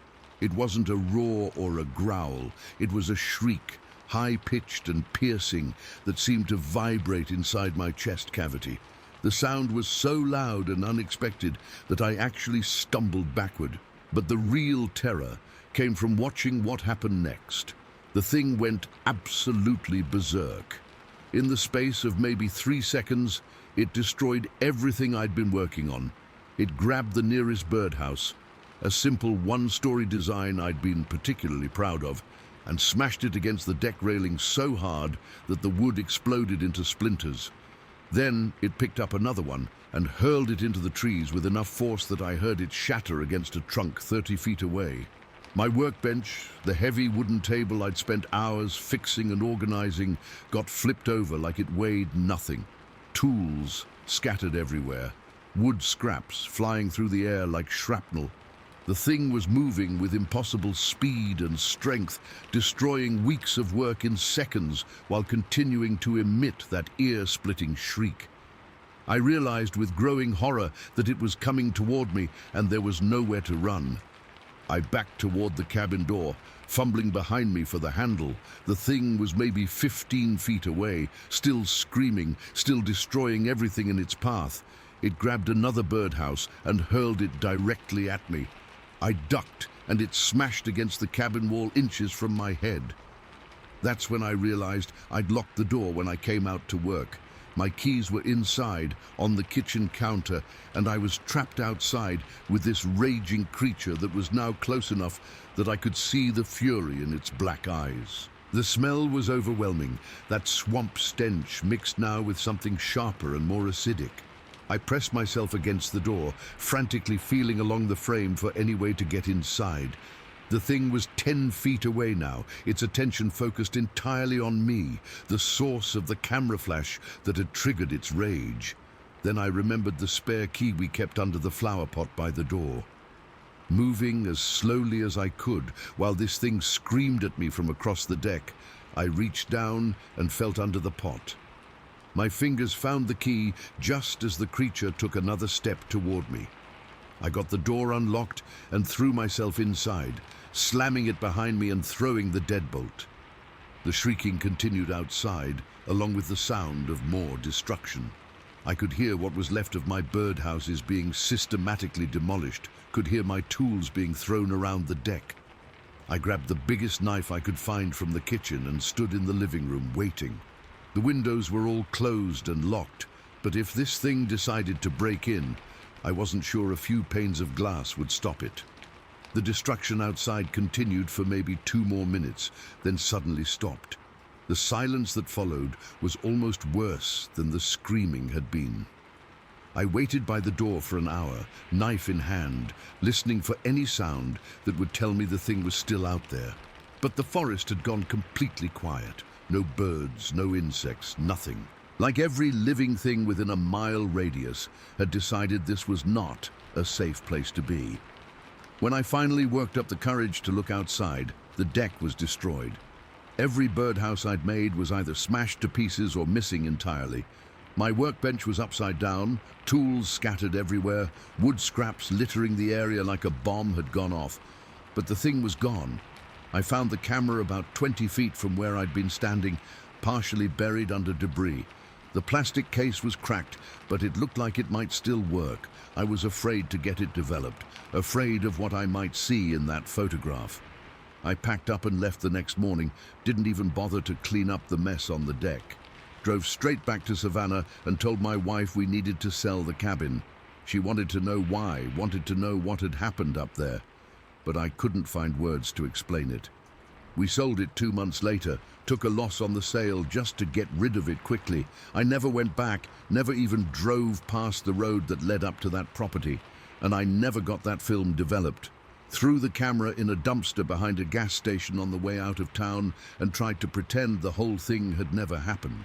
But I still think about that moment sometimes. The second between pressing the camera button and everything going to hell. The look of pure rage in those black eyes when the flash went off. The realization that I'd violated some kind of unspoken agreement between us, that as long as I pretended not to see it, we could coexist peacefully. The moment I tried to capture proof of what I'd been seeing, everything changed. And I learned that some things are better left unphotographed, better left as memories that people can dismiss as stress or imagination or too much time alone in the woods. Because sometimes the scariest thing isn't that people won't believe you. It's what happens when you try to make them believe. Story 10. I'm 48 now, been back in Seattle for 3 years, but I still can't go hiking alone without feeling like I'm being watched. People think I'm paranoid, maybe damaged from too much time in the wilderness. But they weren't at Diablo Lake that afternoon in September of 2019 when I learned that some things never forget a face. You'd think after what happened at Colonial Creek back in 2016, I'd have stayed away from the North Cascades completely. My sister and I saw something there that day that changed everything I thought I knew about what lives in those mountains. But time has a way of making even the most terrifying memories feel less real, more manageable. 3 years later, I'd convinced myself that maybe I'd overreacted. Maybe what we'd seen wasn't as impossible as I'd remembered. I was wrong. I'd moved back to Seattle from Portland that spring. New job in tech support, new apartment in Capitol Hill, trying to rebuild my life after a pretty messy divorce. The city felt good after years of small-town living, but I missed the mountains. Those weekend trips to the Cascades had been my therapy for decades, and I wasn't ready to let one strange encounter take that away from me. So when the weather forecast showed 3 days of clear skies in mid-September, a miracle for Western Washington, I decided to head back out. Not to Colonial Creek, I wasn't ready for that yet, but to Diablo Lake. Similar terrain, similar solitude, but far enough away that it felt safe. I'd developed this routine over the years whenever I found a good spot near water. Pack a lightweight hammock, a good book, maybe some snacks, and find a quiet place to just exist for a few hours. No agenda, no schedule, just me and whatever I was reading and the sound of water moving past. It was meditation without all the mystical stuff, just pure peace. Diablo Lake sits up in the North Cascades like a turquoise jewel, surrounded by peaks that make you feel like an ant. The water is this incredible blue-green color from glacial sediment, and when the sun hits it just right, it looks like something from another planet. I'd been there a few times before, but always with other people. This was my first solo trip. I left Seattle around 10 in the morning, drove the winding highway up through concrete and Marble Mount, past the ranger station, and into the heart of the Cascades. The drive itself was therapy. 2 lanes of asphalt cutting through valleys so green and pristine they looked untouched by human activity. When I reached Diablo Lake, I parked at the overlook and just sat in my car for a few minutes, taking in the view. The lake stretched out below me, that impossible turquoise color reflecting the massive peaks on all sides. A few other cars were parked nearby, tourists taking pictures and checking their phones for signal, but it was quiet overall. I grabbed my pack and started looking for a trail that would take me down closer to the water. Found a narrow path that wound through thick Douglas fir and western red cedar, the kind of old-growth forest that makes you walk quietly out of respect. The air smelled like pine needles and moss, clean and sharp in a way that city air never manages. The trail dropped down through switchbacks for maybe 20 minutes before opening up at the lakeshore. Perfect. The water was dead calm, like glass, reflecting the forest and mountains so clearly it was hard to tell where reality ended and reflection began. I found a spot about 30 feet from the water's edge, between two sturdy trees that were perfectly positioned for my hammock.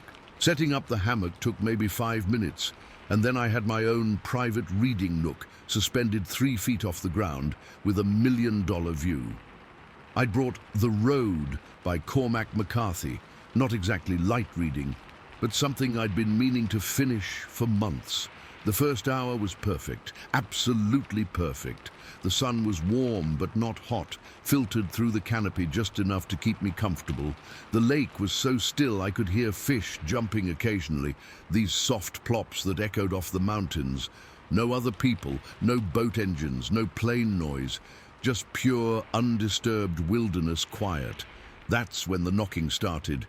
At first I thought it was a woodpecker. We've got pileated woodpeckers in the Cascades that are massive, and they can make some serious noise when they're going after insects in dead trees. But as I listened more carefully, the rhythm was wrong. Too irregular, too deliberate. Knock, knock, knock, knock. It was coming from somewhere to my right, maybe 100 yards into the forest, like someone was hitting a tree trunk with a heavy stick, but not in any natural pattern. More like Morse code, but not quite. I went back to reading, figuring it was just some camper fooling around or maybe a trail maintenance crew working on something. But then I heard it again, this time from a completely different direction, off to my left, closer to the lakeshore. Knock, knock, knock, knock. Same sound, same deliberate rhythm, but definitely from a different location. I put my book down and listened more carefully. The forest had gone quiet. No bird calls, no insects buzzing, just the soft lapping of water against the shore. Then it happened again, this time from behind me, up the slope toward the trail I'd come down. Knock, knock, knock, knock, knock. That's when I realized this wasn't random. Whatever was making these sounds was moving around me in a rough circle, always staying hidden in the thick forest, always maintaining distance. The sounds were irregular but consistent, always that same tone and volume, like they were being made with the same tool against similar surfaces. My first thought was that I was hearing other hikers, maybe a group that had split up and was communicating with each other using some kind of signal system. But the sounds were coming from thick forest where there weren't any trails, and they were too coordinated, too purposeful. I pulled out my phone to check if I had signal. Maybe I should call someone, let them know where I was. No bars, of course. We were too deep in the mountains for cell coverage. But the phone had a voice recorder app, and I decided to try capturing some of these sounds. If nothing else, I'd have proof that I wasn't imagining things. I held up the phone and waited. The knocking had stopped completely. Like whatever was making the sounds knew I was listening more carefully now. The silence stretched on for maybe 2 minutes, and I was starting to think the whole thing was over. That's when the rock hit. Something about the size of an orange came flying out of the forest and slammed into the lakeshore maybe 6 feet from where I was sitting. Not a gentle toss, not something that had rolled down the slope. This thing was thrown hard, with serious force behind it. It hit the rocky beach and ricocheted into the water with a splash that echoed off the mountains. If I'd been standing at the water's edge, instead of sitting in my hammock, it would have nailed me in the chest. The silence that followed was physically painful, like someone had sucked all the sound out of the forest and left this oppressive, heavy quiet that made my ears ring. I was holding my phone, still recording, but there was nothing to record except my own breathing and heartbeat. Then I heard the voice. It came from somewhere in the forest to my right, maybe 50 yards away. Not quite human, but not animal either. A rapid, guttural chattering that had the cadence of speech, but none of the recognizable sounds. Like someone trying to have a conversation through a mouthful of gravel. My blood went cold. I'd heard that exact sound before, 3 years earlier at Colonial Creek. That same impossible non-language, that same urgent, animated quality, like whatever was making it was trying to communicate something important. This wasn't a coincidence. This wasn't some random wilderness encounter. Whatever I'd seen at Colonial Creek, or something very much like it, had found me again. I started packing up my gear with shaking hands, the hammock, the book, the water bottle. Everything went into my pack as quickly as I could manage without making too much noise. Every few seconds, I'd pause to listen, but the forest stayed eerily quiet. When I had everything packed, I started walking back toward the trail as calmly as I could manage. Not running, not yet, but moving with purpose. Every step felt like it was being watched and evaluated. That's when something huge crossed the trail about 20 feet ahead of me. I only saw it for a split second, a massive reddish-brown blur moving between the tree trunks with impossible speed. It was there and gone so fast, I almost convinced myself I'd imagined it. But the glimpse I got was enough to freeze my blood. Whatever it was at least 8 feet tall and moving upright through thick forest like it was an open highway. The color was distinctive, not the dark brown or black I'd seen at Colonial Creek, but a rusty reddish brown that stood out against the green forest. I stopped walking and listened. The silence was complete, but somehow expectant, like the forest was holding its breath, waiting for me to make the next move. That's when the knocking started again. Knock, knock, knock.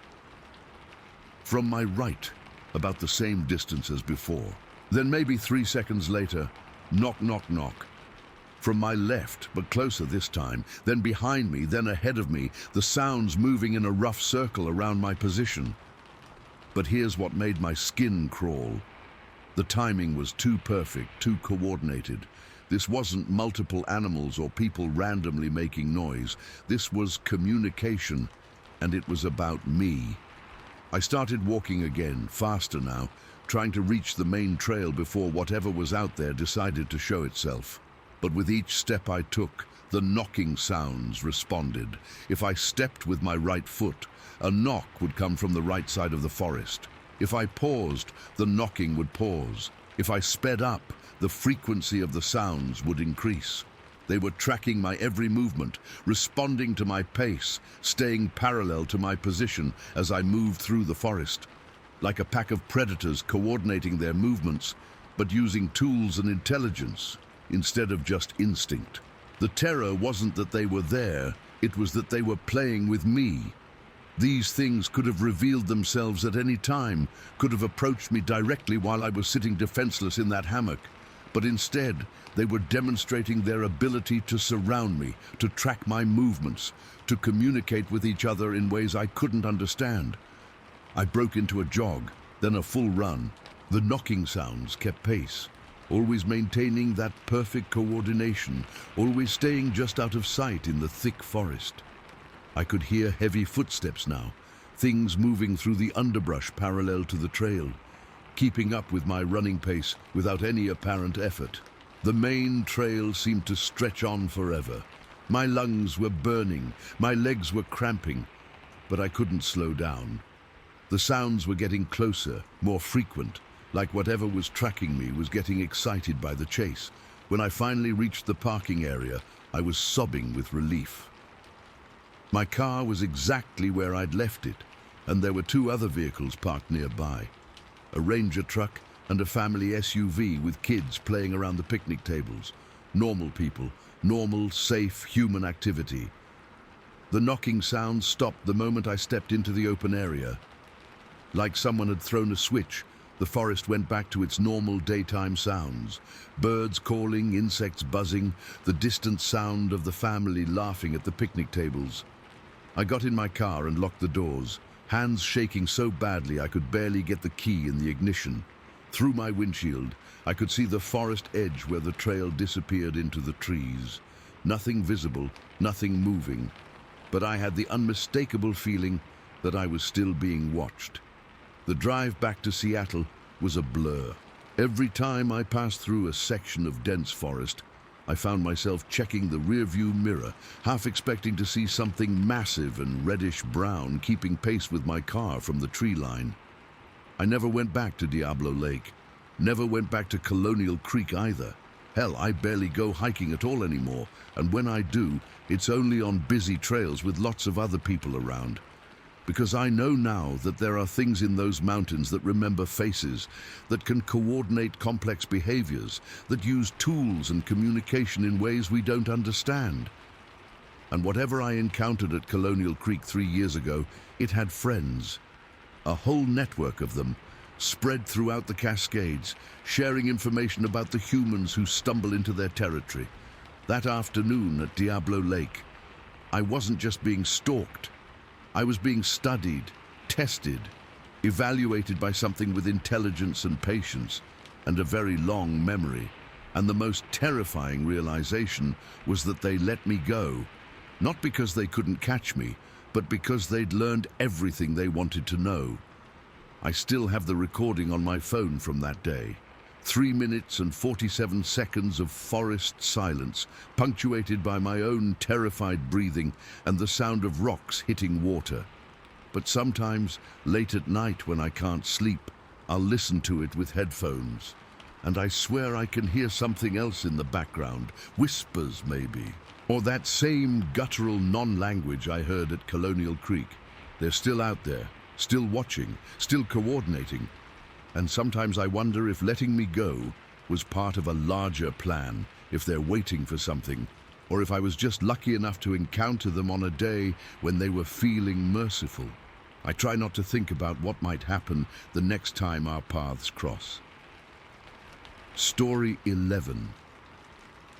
I'm 42 now, been living in St. Louis for over 20 years, but I still can't drive past muddy creeks without getting this sick feeling in my stomach. Takes me right back to rural Missouri, back to an afternoon in June of 2018, when I learned that some childhood nightmares never really go away. They just wait for you to come back. I'd been having a rough couple of months. My mom had passed away that spring after a long fight with cancer, and I was dealing with all the stuff you have to deal with when someone dies. Paperwork, lawyers, cleaning out her house, trying to figure out what to do with a lifetime's worth of belongings. It was exhausting, and honestly, I was falling apart. My therapist suggested I try to reconnect with some positive childhood memories, maybe visit places that had made me happy when I was a kid. It sounded like New Age bullshit to me, but I was desperate enough to try anything. So one Saturday afternoon, I drove out to the area where I'd grown up before my family moved to St. Louis when I was 12. The old house was long gone, torn down years ago, and replaced with some modern thing that didn't fit the landscape at all. But the countryside around it was basically unchanged. Rolling hills, thick woods, and that creek system that wandered through the whole area like a brown, muddy snake. I'd spent countless hours in those creeks when I was little, catching crawdads, looking for interesting rocks, sometimes just sitting in the shade of the big sycamores and listening to the water flow past. Before I knew what real problems were, before I understood that the world could be cruel and complicated and exhausting, I parked where the old gravel road used to lead to our property and started walking. The June heat was already getting serious, had to be pushing 90 degrees with humidity that made your clothes stick to your skin. But being back in those woods felt good, familiar in a way that the city never did. I'd brought along this little net I'd picked up at a sporting goods store, thinking maybe I'd try to catch some tadpoles like I used to do as a kid. Stupid maybe, but I needed something to do with my hands while I tried to process being back in that place after so many years. The creek looked exactly like I remembered it.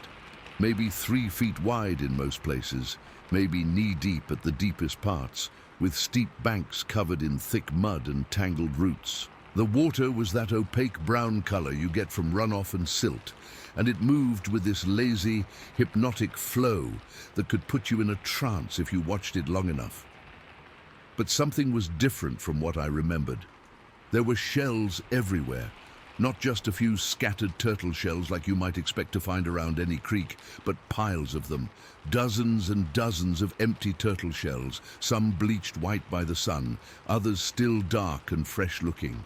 They were clustered along the banks and sitting on the creek bottom, gleaming through the brown water like broken pottery. At first, I figured it was just natural predation. Hawks, maybe, or raccoons. Something had been feeding on the turtle population, and this was just what was left behind. But as I walked along the bank, following the creek downstream, the sheer number of shells started to bother me. This wasn't normal predation. This was systematic. The smell hit me about the same time I started really noticing the shells. It was that thick, organic smell of stagnant water and mud. But underneath it was something sharper and more animal, like wet fur mixed with something that had been dead too long. I kept walking, partly out of curiosity and partly because I wasn't ready to turn back yet. The creek wound through the woods in these lazy curves, and with each bend, I found more shells. The smell got stronger too, that mix of swamp water and decay that made me breathe through my mouth. That's when I started hearing the sounds. Crack. Like someone stepping on a walnut, but louder, more deliberate. It would echo off the water and then fade away, only to be followed by another one 30 seconds later. Crack. Then another, from further downstream. The sound was distinctive, sharp and wet at the same time, like bone breaking underwater. I told myself it was probably just more turtle predation happening in real time, a raccoon or a hawk working on its lunch. But something about the regularity of the sounds, the deliberate spacing, made me think of something else entirely. I'd heard sounds exactly like that before, 33 years ago, when I was 9 years old and had seen something in a creek that I'd spent decades trying to convince myself had been a dream. My hands started shaking as I continued downstream. Each curve in the creek brought more shells, more of that animal smell, more of those wet cracking sounds, and with each step I was getting more convinced that I was walking towards something I really didn't want to see. The third bend in the creek opened up into a wider pool, maybe 8 feet across and deeper than the rest of the creek. There was a fallen log stretching across the water about halfway down the pool, creating a natural dam that had backed up the water into something approaching a swimming hole. That's where I saw it. At first it was just a shape behind the log, something large and dark, partially hidden by the trunk and the shadow it cast on the water. I could see what looked like broad shoulders, maybe the top of a head, but the details were obscured. Then it moved. A massive arm, and I mean massive, easily twice the size of any human arm, reached down into the water on the far side of the log. The arm was covered in coarse, dark hair that was soaked and dripping, and when it broke the surface, water streamed off it like it was a tree trunk. The hand disappeared under the muddy water, and a few seconds later the water bubbled and churned. Then came that sound again. Crack. Sharp and wet and final. The arm came back up, and I could see it was holding something. The fingers, thick and clumsy looking, more like sausages than anything designed for fine work, were manipulating what was obviously a turtle. But these weren't the little painted turtles I'd caught as a kid. This thing looked like it could have been a dinner plate, a big snapping turtle that probably weighed 10 pounds or more. The creature, and there was no doubt in my mind that this wasn't human, wasn't anything that belonged in the natural world I thought I knew, brought the turtle to its mouth and bit down. The shell gave way with that same wet cracking sound I'd been hearing, and pieces of it went flying into the water. When it was finished, it casually tossed the remaining shell fragments into the current, where they joined all the other discarded shells I'd been seeing along the creek banks. I stood there, frozen, maybe 40 feet away, watching this impossible thing methodically destroy and consume what had to be the largest turtle I'd ever seen.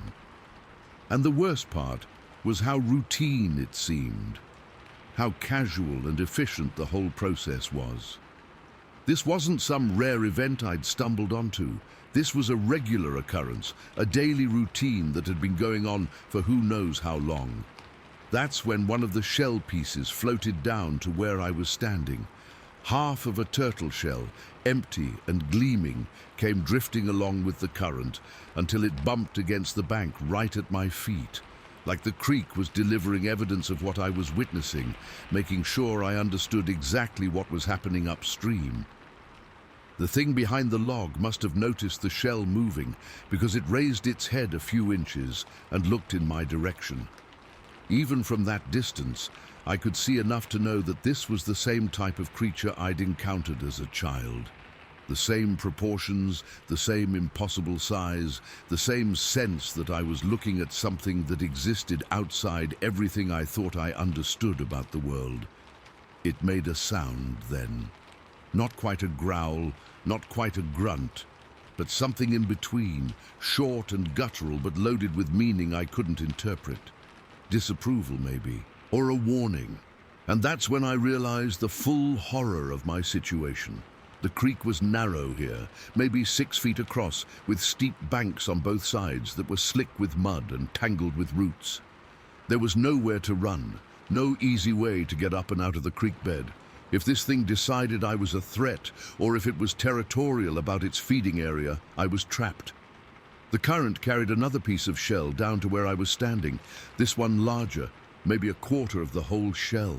It bumped against my boot and stayed there, like an offering or a message. The creature behind the log hadn't moved, but I could feel its attention on me. That same sensation I remembered from childhood, of being evaluated by something with intelligence I couldn't fathom. I started backing away, trying to move upstream without making any sudden movements or loud noises. The muddy creek bank made soft sucking sounds under my feet, and twice I almost lost my balance on the slippery surface. Behind me, I heard another shell crack. The thing was continuing its feeding, apparently deciding I wasn't worth its immediate attention. But the sound sent ice water through my veins, because it meant this creature was comfortable enough with my presence to continue its routine. It wasn't afraid of me. If anything, I was so far beneath its concern that I might as well have been invisible. I kept backing away until I reached the next bend in the creek, and only then did I turn around and start walking normally. But I could still hear those wet, cracking sounds echoing off the water behind me, regular as clockwork. Crack, crack, crack. By the time I reached my car, I was shaking so hard I could barely get the key in the ignition. My boots were caked with mud, my clothes were soaked with sweat, and I had the taste of that animal smell in the back of my throat. But I also had confirmation of something I'd been trying to deny for 33 years. What I'd seen as a 9-year-old boy hadn't been a dream or a product of childhood imagination. It had been real, and it was still real, still out there in those muddy Missouri creeks, still following the same feeding patterns that had terrified me as a child. The drive back to St. Louis felt like it took hours. Every mile I put between myself and that creek should have made me feel safer, but instead I felt more and more unsettled, because I knew now that these things existed, that they had territories and routines and habits that brought them into contact with the human world.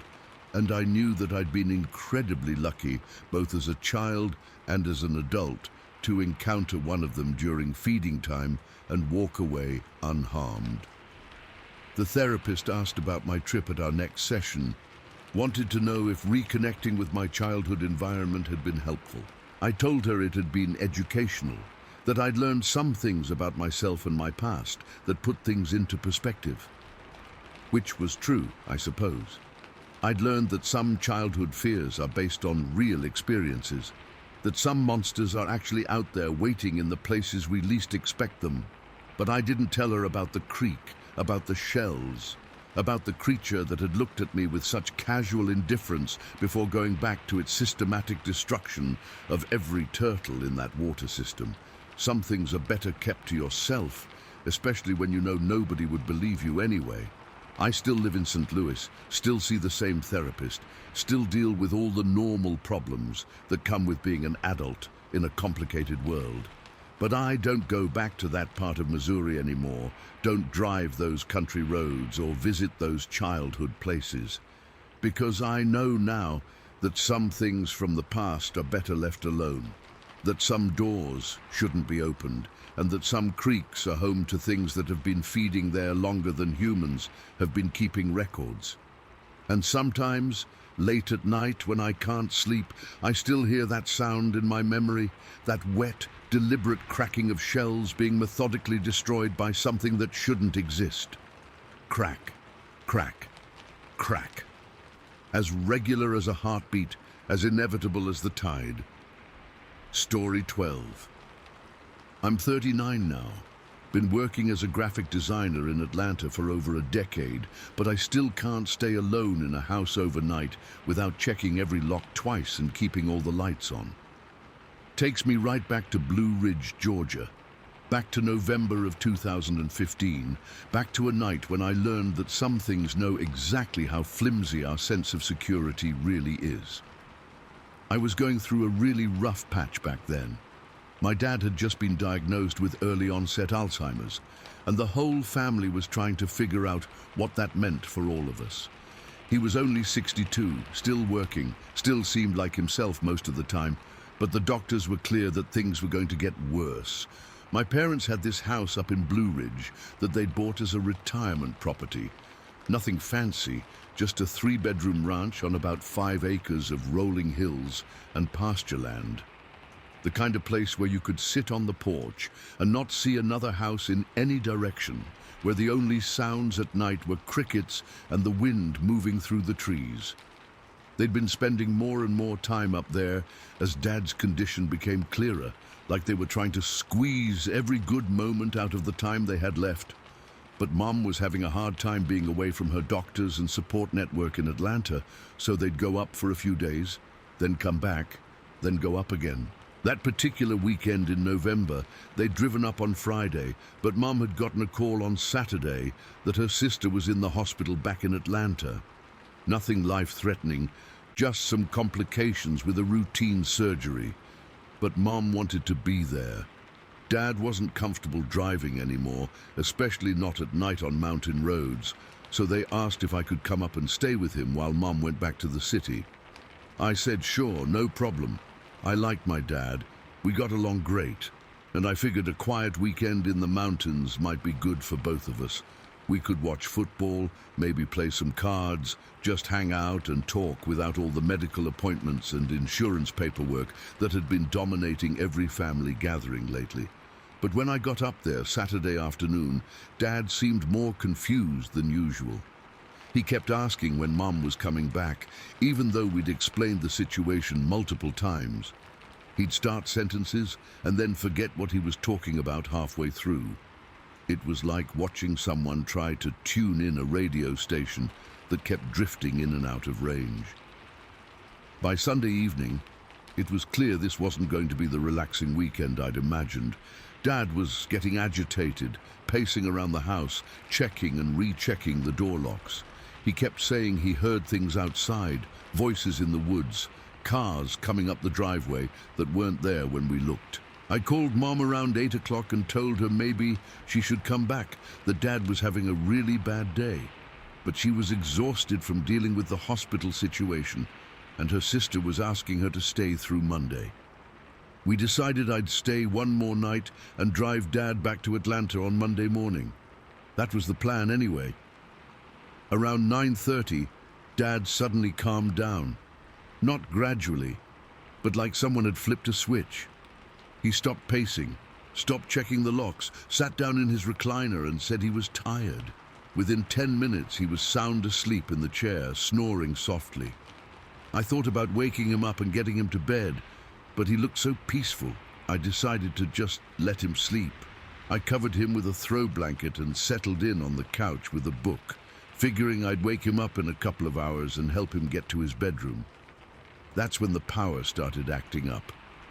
The lights would dim for a few seconds, then come back to full brightness, then dim again. The refrigerator would stop humming, then restart with this loud kick. It wasn't a complete outage, just this weird fluctuation that made all the electrical things in the house seem unreliable. I checked the breaker box in the utility room, but everything looked normal, probably just the mountain power grid doing what mountain power grids do, especially when the weather gets weird. And the weather was definitely weird that night. When we'd arrived on Saturday, it had been clear and crisp, typical November mountain weather. But Sunday evening, this fog started rolling in from the valleys. Not the light, wispy fog you sometimes get in the morning, but thick, heavy stuff that seemed to swallow the landscape. By the time Dad fell asleep, I couldn't see 20 feet past the windows in any direction. The fog made everything feel muffled and close, like the house was wrapped in cotton. With the power flickering on and off and Dad snoring in his chair, the whole atmosphere felt unsettled, expectant. I decided to turn off the TV. The signal was terrible anyway, probably because of the fog, and just read until the power stabilized. I had a paperback thriller I'd been working through, and the couch was comfortable enough. Every few minutes the lights would dim, and the house would go quiet except for Dad's breathing and the soft creaking of the old wooden structure settling. That's when I started hearing the tapping. At first, I thought it was just the house settling, or maybe branches hitting the roof in the wind. But as I listened more carefully, the sounds were too regular, too deliberate. 3 sharp taps in quick succession, then a pause, then 3 more taps. Tap, tap, tap. Pause. Tap, tap, tap. The sounds were coming from the back of the house, probably near the kitchen or the utility room, like someone was throwing small rocks against the siding, or maybe tapping on the eaves with a stick. I put my book down and listened. Dad was still sleeping soundly in his chair, completely oblivious to the sounds. The tapping continued for maybe 2 minutes, always the same pattern, always from the same general area of the house. Then it stopped. The silence that followed felt heavier somehow, more loaded with tension. I waited for the tapping to resume, but instead I heard something else. Whistling. Not a person whistling a tune, but a short, repetitive sound that was trying to imitate a bird call, but not quite getting it right. Like someone who'd heard morning birds singing, but couldn't reproduce the sound accurately. Tweet, tweet. Tweet, tweet. The whistle was coming from outside, somewhere near the back door. It would repeat the same 2-note pattern 5 or 6 times, then stop for maybe 30 seconds, then start again. Tweet, tweet, tweet, tweet. I got up from the couch and walked toward the kitchen, trying to get a better sense of where the sound was coming from. The house layout was simple: living room in front, kitchen and dining area in the middle, 3 bedrooms and 2 bathrooms toward the back. The sound seemed to be coming from just outside the back door. As I got closer to the kitchen, the whistling stopped. But something else started. The back door handle was turning. Not quickly, not like someone was trying to break in, but slowly and deliberately. Left, then right, then left again. Like someone was testing the mechanism, seeing how it worked, maybe checking to see if it was locked. I froze in the kitchen doorway, watching the brass handle move back and forth in the dim light. The power was fluctuating again, making the overhead light flicker, casting moving shadows that made everything look unstable and threatening. My mouth went completely dry. I had a glass of water in my hand that I'd brought from the living room, and I just stood there gripping it like it was the only solid thing in the world while I watched that door handle turn. The handle moved for maybe 30 seconds, then stopped. Everything went quiet again, except for the sound of Dad snoring from the living room and my own heartbeat hammering in my ears. I crept closer to the back door, trying to see through the small window set into the upper panel. But the glass was fogged over from the temperature difference, and the fog outside was so thick I couldn't make out anything clearly. That's when I heard the breathing, deep, wet breathing, like someone with congested lungs trying to catch their breath. But it was too close to the door, too loud, like whoever was out there had their face pressed right against the wood. The breathing continued for what felt like forever, but was probably only 15 or 20 seconds. Then it moved. I could hear footsteps on the wooden deck outside, slow and deliberate, moving toward the kitchen window. I backed away from the door and went to the window over the kitchen sink. The curtains were closed, but there was a gap between the panels where I could see out. What I saw made my legs go weak. There was something standing right outside the window, something tall and broad that filled the entire window frame like a piece of furniture. In the dim light and thick fog, I couldn't make out any details. No eyes, no facial features, nothing. Just a dark, massive shape that was clearly looking into the kitchen. The shape was completely motionless, just standing there, watching. Not trying to hide, not attempting to break in, just observing whatever it could see through that window. The breathing had stopped, but I could feel the presence of whatever was out there, like a weight pressing against the glass. I realized with growing terror that there was only a thin pane of glass and some flimsy curtains between me and whatever was standing on the other side. If it wanted to come in, there wasn't much stopping it. The back door was locked, but it was just a standard residential lock, not designed to keep out anything more threatening than an opportunistic burglar. The power flickered again, and for a few seconds, the kitchen was plunged into complete darkness. When the lights came back on, the shape was gone, but the whistling had started again. Tweet, tweet, tweet, tweet. This time, it was coming from a different location, maybe near the side of the house. Then it moved again to what sounded like the front yard. The thing was circling the house, making that same imperfect bird call from different positions. I went back to the living room, partly to check on Dad, and partly because I felt safer away from the windows. Dad was still sleeping peacefully, completely unaware of what was happening outside. The whistling continued, moving around the perimeter of the house like whatever was making it was doing a systematic survey of the property. For maybe 10 minutes I sat on the couch listening to that sound move from location to location. Sometimes it would stop for a few minutes and I'd think maybe it had gone away, but then it would start up again from somewhere else. Then everything went quiet. Complete, absolute silence, except for Dad's snoring and the soft hum of the refrigerator in the kitchen. No crickets, no wind in the trees, nothing. Like whatever had been outside had either left or was waiting for something. I sat in that silence for maybe 20 minutes, afraid to move, afraid to make any sound that might draw attention to myself. The power had stabilized at least, so the lights weren't flickering anymore, but somehow that made everything feel more exposed, more vulnerable. That's when I heard Dad stir in his chair. "What's that noise?" he mumbled, not fully awake but aware enough to notice something was wrong. "What noise, Dad?" "It's quiet. Outside, there's something outside." I listened, but couldn't hear anything except the normal night sounds starting to return. Crickets beginning to chirp again, a distant owl hooting from somewhere in the woods. "I think it's gone now, Dad. You were dreaming." But he was more alert now, sitting up in his chair and looking around the room with that sharp, focused expression he sometimes got when the fog in his mind cleared temporarily. "It was testing the doors," he said, "checking the windows." How long was I asleep? "About an hour." "Dad, what are you talking about?" This happened before. Last month when your mother went to visit your aunt. Something comes around at night, checking the house. A chill ran down my spine. Why didn't you tell us about this? Your mother thinks it's the Alzheimer's, says I'm imagining things. He looked directly at me with clear, lucid eyes. But you heard it too, didn't you? Before I could answer, the whistling started again.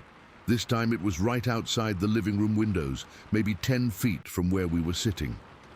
Tweet, tweet, tweet, tweet. Dad nodded grimly. There it is. We sat in the living room, listening to that imperfect bird call move around the house again. But this time, it was different, more persistent. The sound would come from one window, then move to the next, then the next, like whatever was making it was systematically checking every possible entry point. What do you think it is? I whispered. I don't know, but it's intelligent. It learns the routine, knows when people are here and when they're not.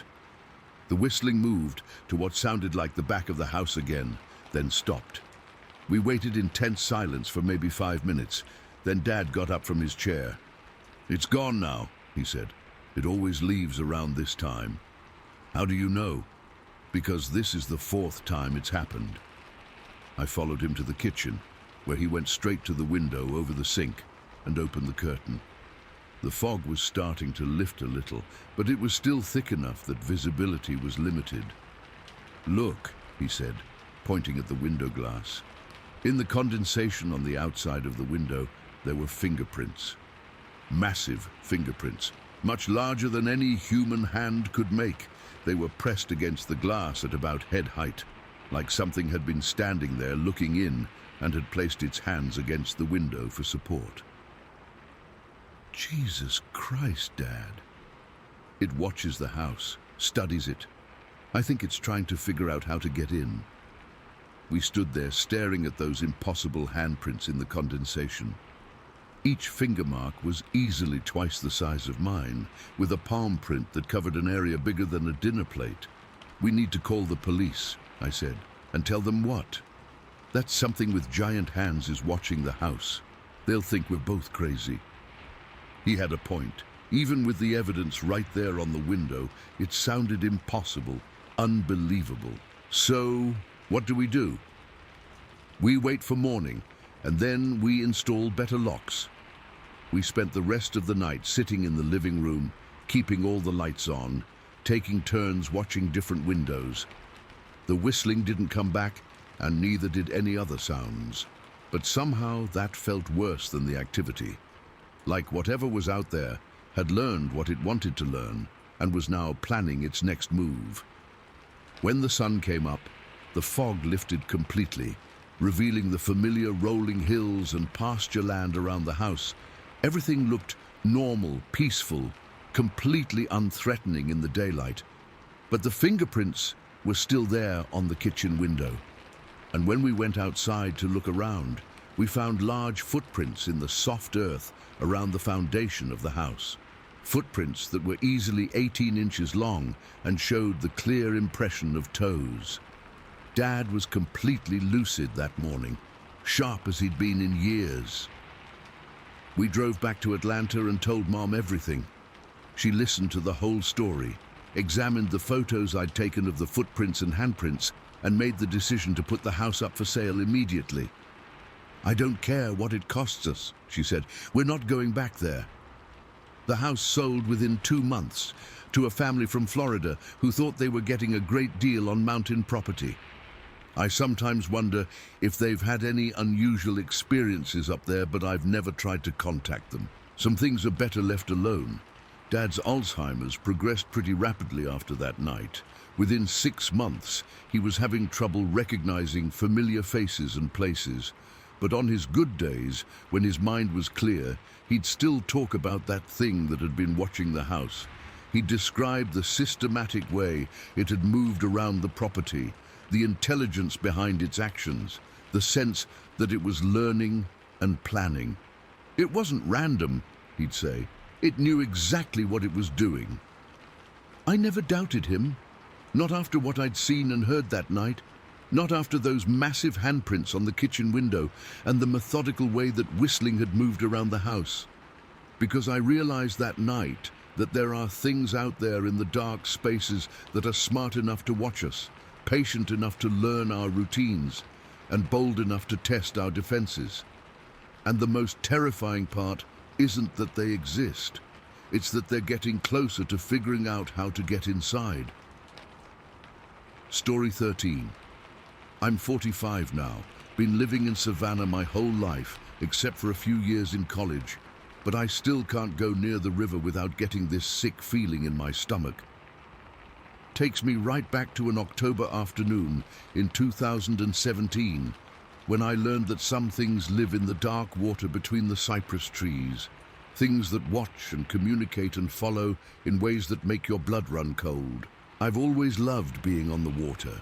Growing up in Savannah, you're surrounded by rivers, creeks, marshes, all these waterways that wind through the low country like veins in a leaf. My dad got me into kayaking when I was 12, and by the time I was in my 30s, I knew every navigable waterway within 50 miles of the city. That October, I was going through a rough patch, just turned 42, going through a divorce that was dragging on forever, dealing with lawyers and custody arrangements and all the ugly stuff that comes with the end of a 15-year marriage. I needed to get away from the house, away from the phone calls and paperwork, somewhere I could just exist for a few hours without anyone asking me to make decisions about anything. So I decided to explore this section of the Ogeechee River I'd heard about, but never paddled. It was maybe 40 minutes south of Savannah, down some back roads that got smaller and more rural the further you went. The put-in was at this little boat ramp that looked like it hadn't been maintained in years. Cracked concrete, weeds growing through the cracks. The kind of place where you might be the only person for miles. Perfect. I'd brought my 14-foot touring kayak, the kind built for longer distances and stability rather than speed. Loaded it with water, some snacks, and my phone in a waterproof case. Though I didn't expect to have cell service once I got into the deeper swamp areas. The section of river I was planning to paddle wound through what the locals called the dark water. It's this stretch where the Ogeechee slows down and spreads out, creating these meandering channels that snake between massive bald cypress trees. The water is stained dark brown from tannins, like weak coffee, and in the deeper areas it's almost black. Even in bright sunlight, you can't see more than a few inches down. It was about 2:30 in the afternoon when I put in. Perfect weather, mid-70s, partly cloudy, just enough breeze to keep the bugs down.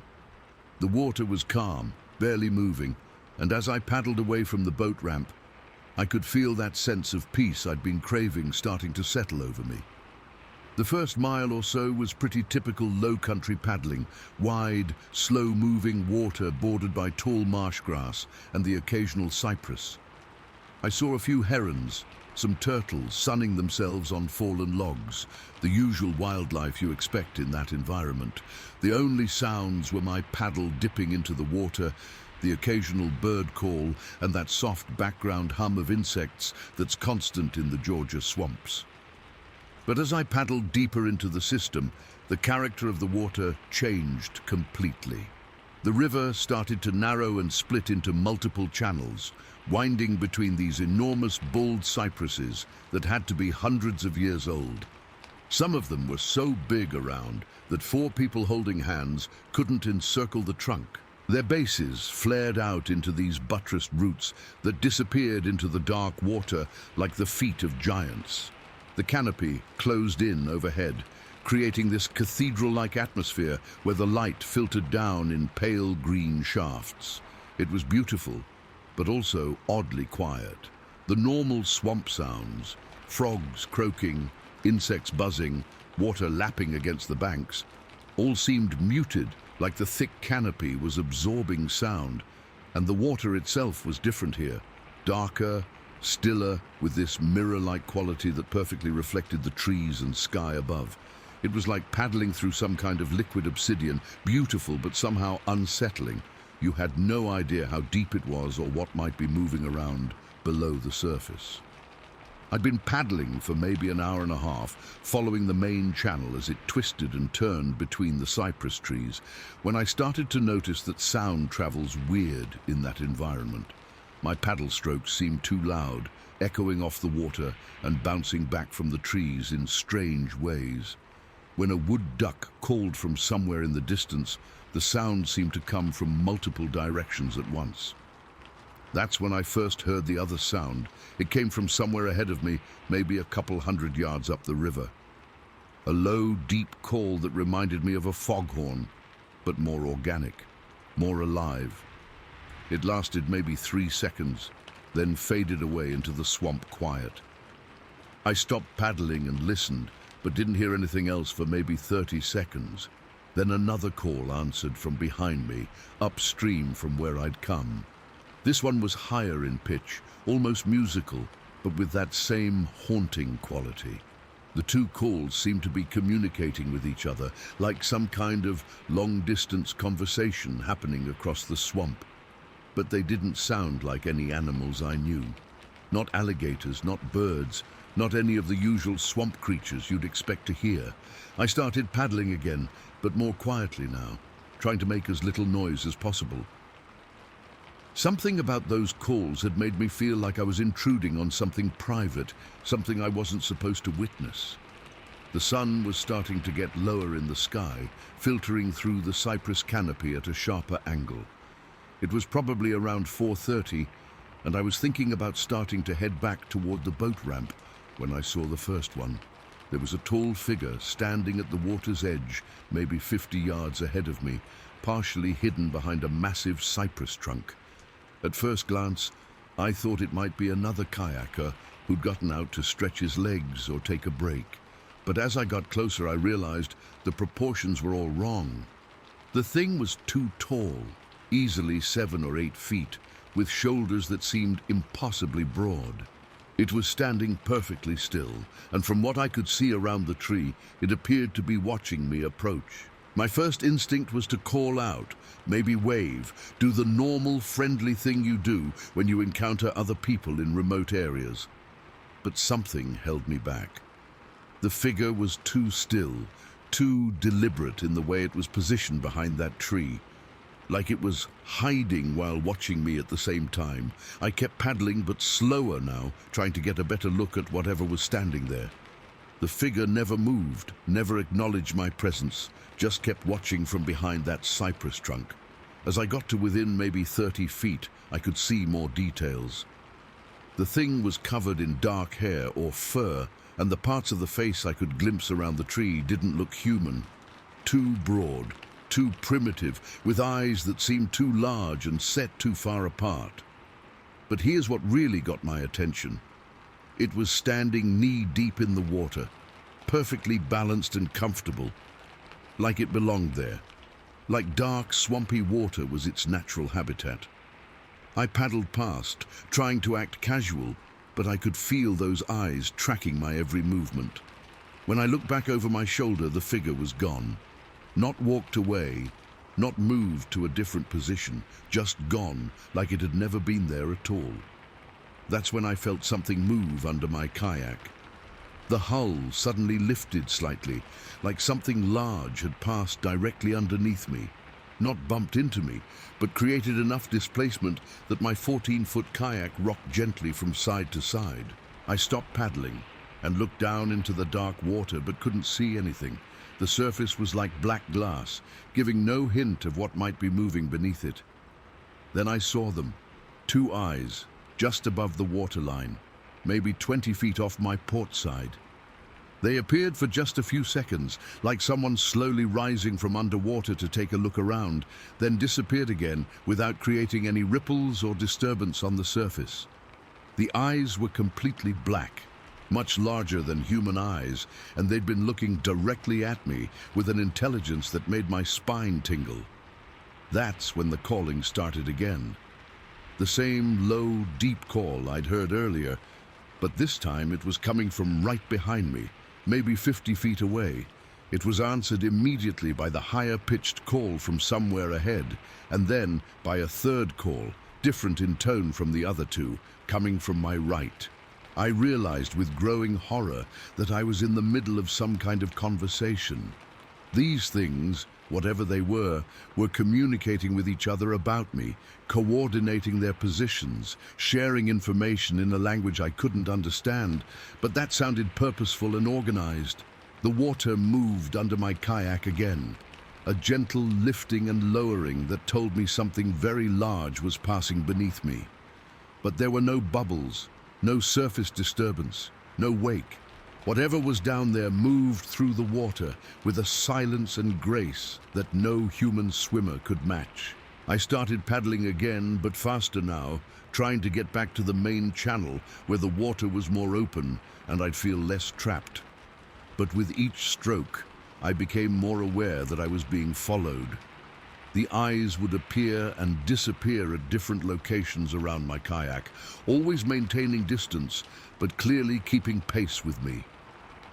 Sometimes they'd be 15 feet away, sometimes 30, but always positioned so they could observe my movements. And the calls kept coming. The deep foghorn-like sound from behind me, the higher musical call from ahead, the third voice from the side. They were tracking my progress, reporting on my location, coordinating their movements like a pack of intelligent predators. But here's what really terrified me. They weren't trying to hide their presence anymore. They were making it clear that they knew I was there, that they were watching me, that I was completely surrounded, and there wasn't anything I could do about it. The water under my kayak moved again, this time more dramatically. The hull lifted and tilted to one side as something large passed underneath from stern to bow. I gripped my paddle tighter and tried to stay calm, but my hands were shaking and my breathing was getting shallow. That's when I realized they were controlling the distance between us. Every time I tried to paddle faster, something would pass under my kayak, forcing me to slow down to maintain stability. If I tried to change course, the eyes would appear on my new heading, blocking my path. They were herding me, keeping me moving at the speed and direction they wanted. The sun was getting lower now, and the shadows under the cypress canopy were getting deeper and more threatening. I had maybe an hour of decent light left, and I was still at least 45 minutes from the boat ramp if I could paddle directly there. The calls were getting more frequent now, overlapping each other in what sounded like an increasingly urgent conversation. The deep voice, the musical voice, the third voice, and now what sounded like a fourth voice joining from somewhere I couldn't pinpoint. They were surrounding me completely, coordinating their movements, maintaining perfect spacing as they kept pace with my kayak. And I was starting to understand that this wasn't random. This was planned, organized, purposeful behavior from creatures with intelligence I couldn't comprehend. I tried to speed up again, really putting some power behind my paddle strokes, but something massive moved under my kayak, and the whole hull lifted out of the water for a split second before settling back down. The message was clear. I would move at the speed they wanted, not faster. My heart was hammering so hard I could hear it over the sound of my paddle hitting the water. Every few seconds, those black eyes would appear somewhere around my kayak, watch me for a moment, then disappear again. Sometimes they'd be alone, sometimes in pairs, but they were always watching, always evaluating. The worst part was the intelligence behind those eyes. These weren't dumb animals driven by instinct.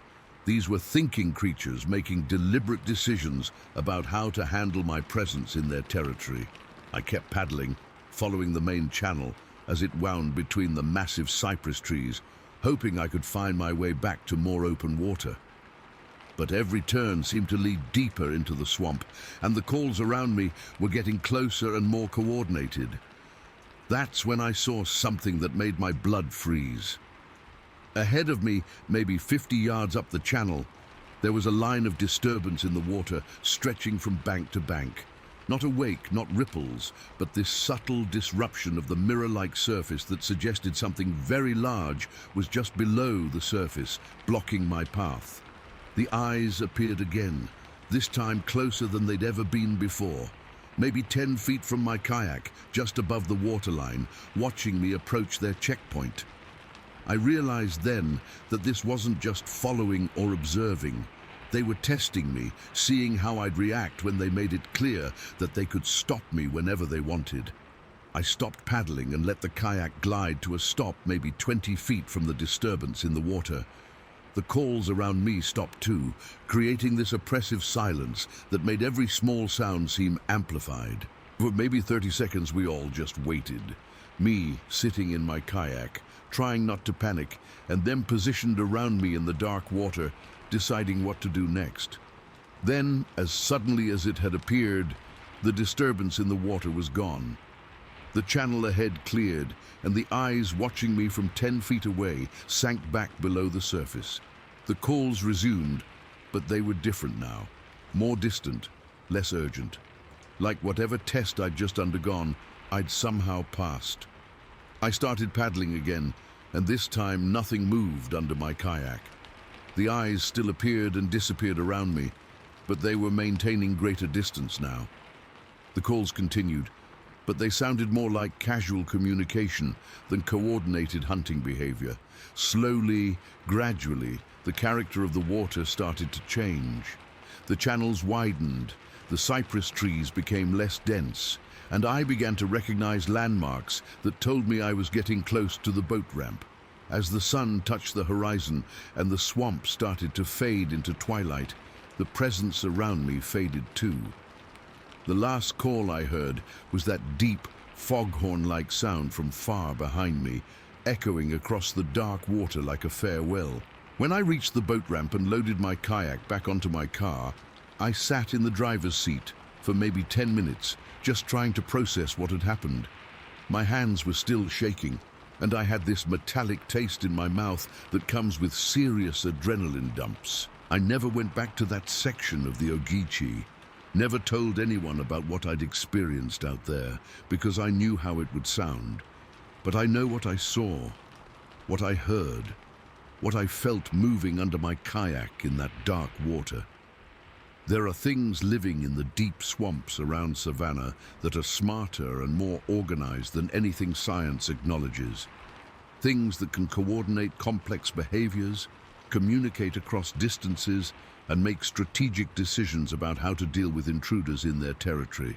And sometimes, if you're lucky, they decide you're not worth the trouble and let you paddle back to your car with nothing more than the memory of black eyes watching you from dark water and voices calling to each other in a language you'll never understand. Story 14. I'm 51 now, been living in Cincinnati for over a decade, but I still can't look at frozen ponds without feeling this cold dread settle into my bones. Takes me right back to rural Ohio, back to February of 2012, back to a day when I learned that some childhood places hold on to things that should have been left buried under years of snow and forgetting. I was going through one of the worst periods of my life back then. My marriage had just ended after 23 years, not with drama or fighting, but with this quiet realization that we'd become strangers living in the same house. The divorce was amicable, but that almost made it worse. All those years just dissolving away without even the satisfaction of being angry about it. My therapist kept telling me I needed to process my feelings about the past, reconnect with who I was before I became half of a couple. It sounded like psychology, textbook nonsense to me, but I was desperate enough to try anything. So when I found myself with a free Saturday in February and a rental car, I decided to drive back to the area where I'd grown up, see if being in those familiar places would help me figure out who I was supposed to be now. I'd grown up in this little farming community about 2 hours northeast of Columbus. Nothing special, just a cluster of houses around a grain elevator and a general store, surrounded by fields that stretched to the horizon in every direction. My family had moved away when I was 16, and I hadn't been back since my dad's funeral 8 years ago. But there was this one place I remembered with perfect clarity, a lake, really more of a large pond that sat in a natural depression about a mile from our old house. In winter, when it froze solid, it became our private ice rink. Me and my friends would spend entire weekends out there, skating until our fingers were numb and our cheeks were raw from the wind. That February day was one of those late winter afternoons when the cold feels personal, like it's specifically trying to hurt you. The temperature had to be in the single digits, with a wind that cut through your coat like it wasn't even there. The kind of day when your nose hairs freeze when you breathe in, and every exposed bit of skin starts aching within minutes. But I was feeling sentimental, maybe a little masochistic, so I drove out to the lake anyway. The gravel road that led to the water was barely passable. Snow had drifted across it in places, and my rental car, a compact sedan that wasn't built for rural winter driving, slipped and slid the whole way. By the time I reached the parking area, which was really just a widened spot where the road ended, my knuckles were white from gripping the steering wheel. The lake looked smaller than I remembered, but that's always the way with childhood places. What had seemed vast and endless when I was 12 now looked like what it really was. A farm pond, maybe 200 yards across, surrounded by bare trees and dead cattails sticking up through the snow. The ice was thick, probably 8 inches or more from the looks of it, but it wasn't the smooth, clear surface I remembered from childhood winters. This was late-season ice, scarred and cloudy, with pressure cracks running across the surface in random patterns. Along the edges, where the water level had dropped, there were these broken ice crusts that stuck out like shelves, some of them hanging over dark water that hadn't frozen completely. I sat in the car for a few minutes, engine running, heater blasting, just looking out at this place that had been so important to my childhood, trying to feel something nostalgic or meaningful or healing. But all I felt was cold and middle-aged and a little stupid for driving 2 hours to stare at a frozen pond. That's when I decided to walk up to the sledding hill. There was this rise on the north side of the lake, maybe 40 feet high, where we used to drag our sleds and inner tubes for runs down to the ice. It wasn't much of a hill by adult standards, but when you're 10 years old, it might as well be a mountain. I got out of the car and immediately regretted it. The wind hit me like a physical blow, and the cold bit into my face so hard it felt like being slapped. I'd brought gloves, but they were thin leather things designed for city driving, not rural winter hiking. Within 30 seconds, my fingers were already getting numb, but I was committed now. I trudged through the knee-deep snow toward the base of the hill, following what looked like an old path that was mostly filled in, but still visible as a shallow depression in the snow.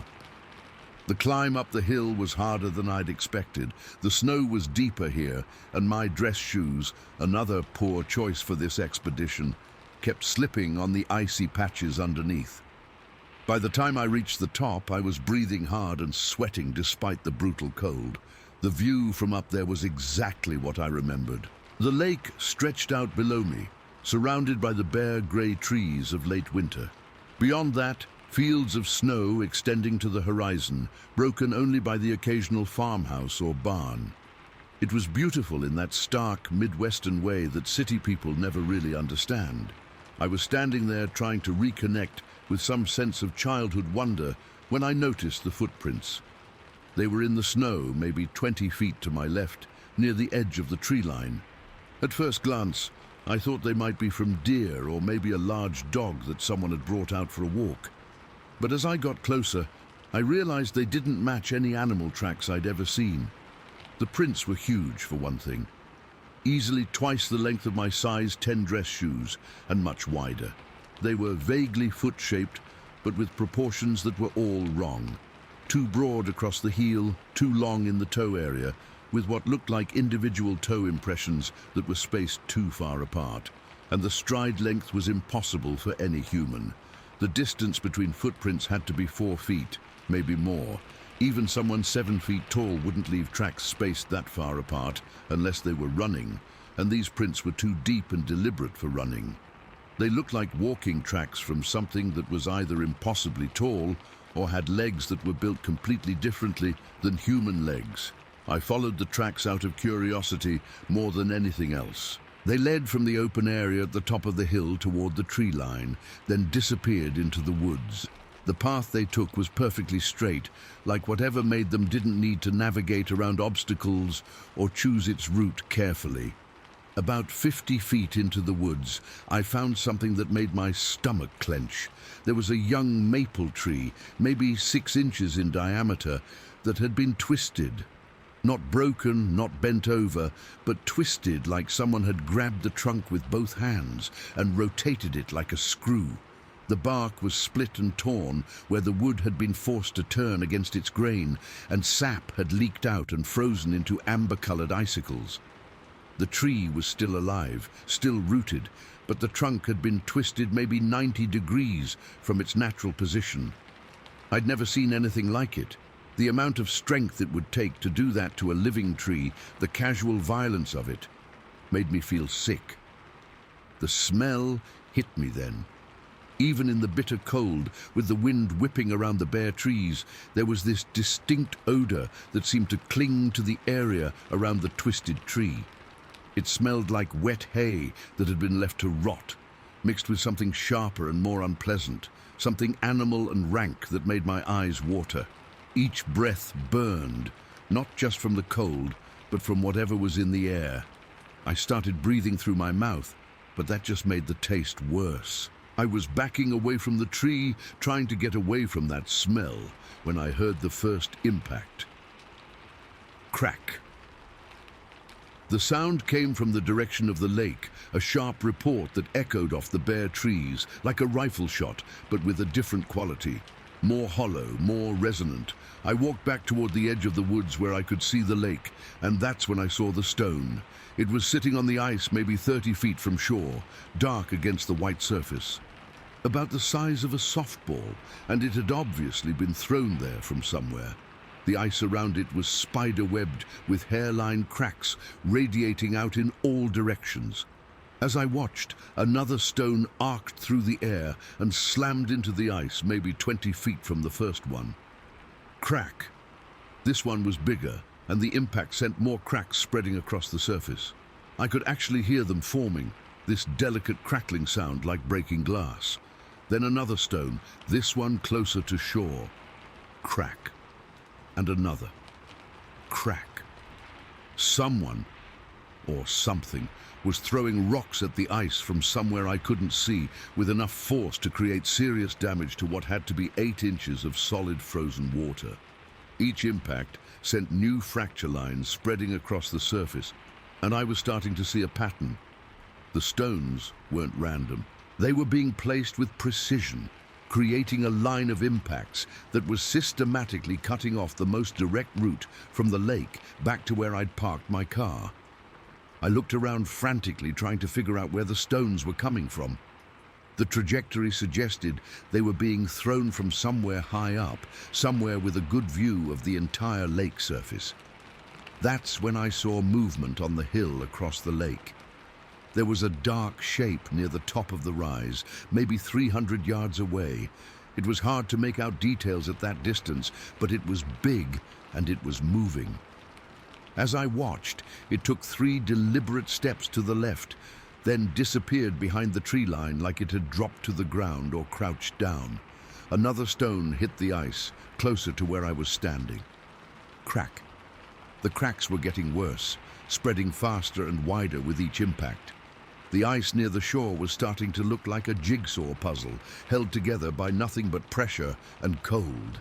I realized with growing terror that whatever was throwing these stones could see me perfectly from its position on the far hill.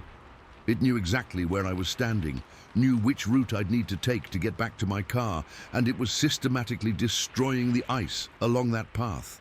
Another stone, this one landing maybe 10 feet from where the shoreline met the ice. Crack. The sound was different this time, more hollow, and I could see dark water seeping up through the new cracks. The ice was starting to fail, and if I tried to cross it now, I'd probably break through into water that would kill me in minutes. My heart was hammering so hard I could feel it in my throat. Every instinct I had was screaming at me to run, to get back to my car and get out of there as fast as possible. But the most direct route was across the ice, and that was no longer an option. I'd have to go around the lake through the woods, adding maybe a mile to the distance. In this cold, with my inadequate clothing and shoes, that might be the difference between making it back to the car and freezing to death in the woods. Another stone hit, this one creating such a spiderweb of cracks that a whole section of ice near the shore shifted and tilted, revealing black water underneath. Crack. I started walking backward, away from the lake, keeping my eyes fixed on the hill where I'd seen that dark shape. I didn't want to turn my back on whatever was up there, didn't want to lose sight of its position. The cold was getting worse, seeping through my coat and into my bones. My hands were completely numb now, even inside my gloves, and my feet were starting to lose feeling. But I kept backing away, step by careful step, trying not to slip on the icy ground. Another stone arced through the air, but this one overshot the lake entirely and crashed into the trees, maybe 20 feet to my right. Crack. The message was clear. Whatever was throwing these stones could reach me even here, away from the water. The lake wasn't the only place I was vulnerable. I picked up my pace, still walking backward, still watching that distant hill. The dark shape appeared again, moving along the tree line, definitely tracking my position. It was maintaining that same distance, staying far enough away that I couldn't see details, but close enough that I knew it was watching my every move. The walk around the lake felt like it took hours, but it was probably only 20 minutes. 20 minutes of trudging through knee-deep snow, fighting the wind that seemed to be trying to push me back toward the water, constantly looking over my shoulder to make sure that thing on the hill wasn't getting closer. When I finally reached the road where I'd parked, I was shaking so hard I could barely get the car keys out of my pocket. My fingers were so numb I couldn't feel the metal, and it took 3 tries to get the key into the ignition. The engine turned over on the first try, and I'd never been so grateful to hear the sound of a working heater. I cranked it to maximum and sat there for maybe 2 minutes, letting the hot air blow on my face and hands until I could feel them again. That's when I realized I'd left my gloves back at the lake. I must have dropped them somewhere during that terrifying walk around the shore, probably when I was fumbling with my keys or trying to wipe the ice crystals off my face. They were sitting out there in the snow somewhere, probably already getting covered by the wind-blown powder. For a split second, I actually considered going back to look for them. They were expensive gloves, a Christmas gift from my ex-wife, and I didn't have many reminders of that life left. But the thought of walking back toward that lake, toward whatever was throwing stones with impossible accuracy, made my stomach lurch. Those gloves could stay out there and freeze. I wasn't going back. I put the car in reverse and backed carefully down the snow-covered road until I found a place wide enough to turn around. As I drove away, I kept checking the rearview mirror, half expecting to see that dark shape following me along the tree line.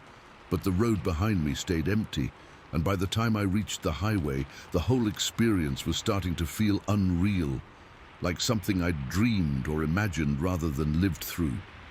Except for my numb fingers and the taste of that rank smell still in my mouth, I might have convinced myself it hadn't happened at all. I never went back to that area, never tried to find out if anyone else had seen strange things around that lake, never researched the history of the property or looked for other reports of unusual activity. Some doors are better left unopened, and some childhood memories are better left undisturbed. But sometimes, when I'm driving through rural areas in winter and I see frozen ponds surrounded by bare trees, I remember the sound of stones cracking ice and the sight of that dark shape moving deliberately along a distant hill. And I remember the feeling of being hunted by something with perfect aim and unlimited patience, something that knew the terrain better than I did and could cut off my escape routes with surgical precision. Those gloves are probably still out there somewhere, buried under years of snow and leaves. A small reminder of the day I learned that some things from childhood never really go away. They just wait in the cold places, throwing stones and watching to see who's brave enough or stupid enough to come back. Story 15. I'm 37 now, been living in Portland for almost 8 years, but I still can't drive mountain roads at night without my hands shaking on the steering wheel.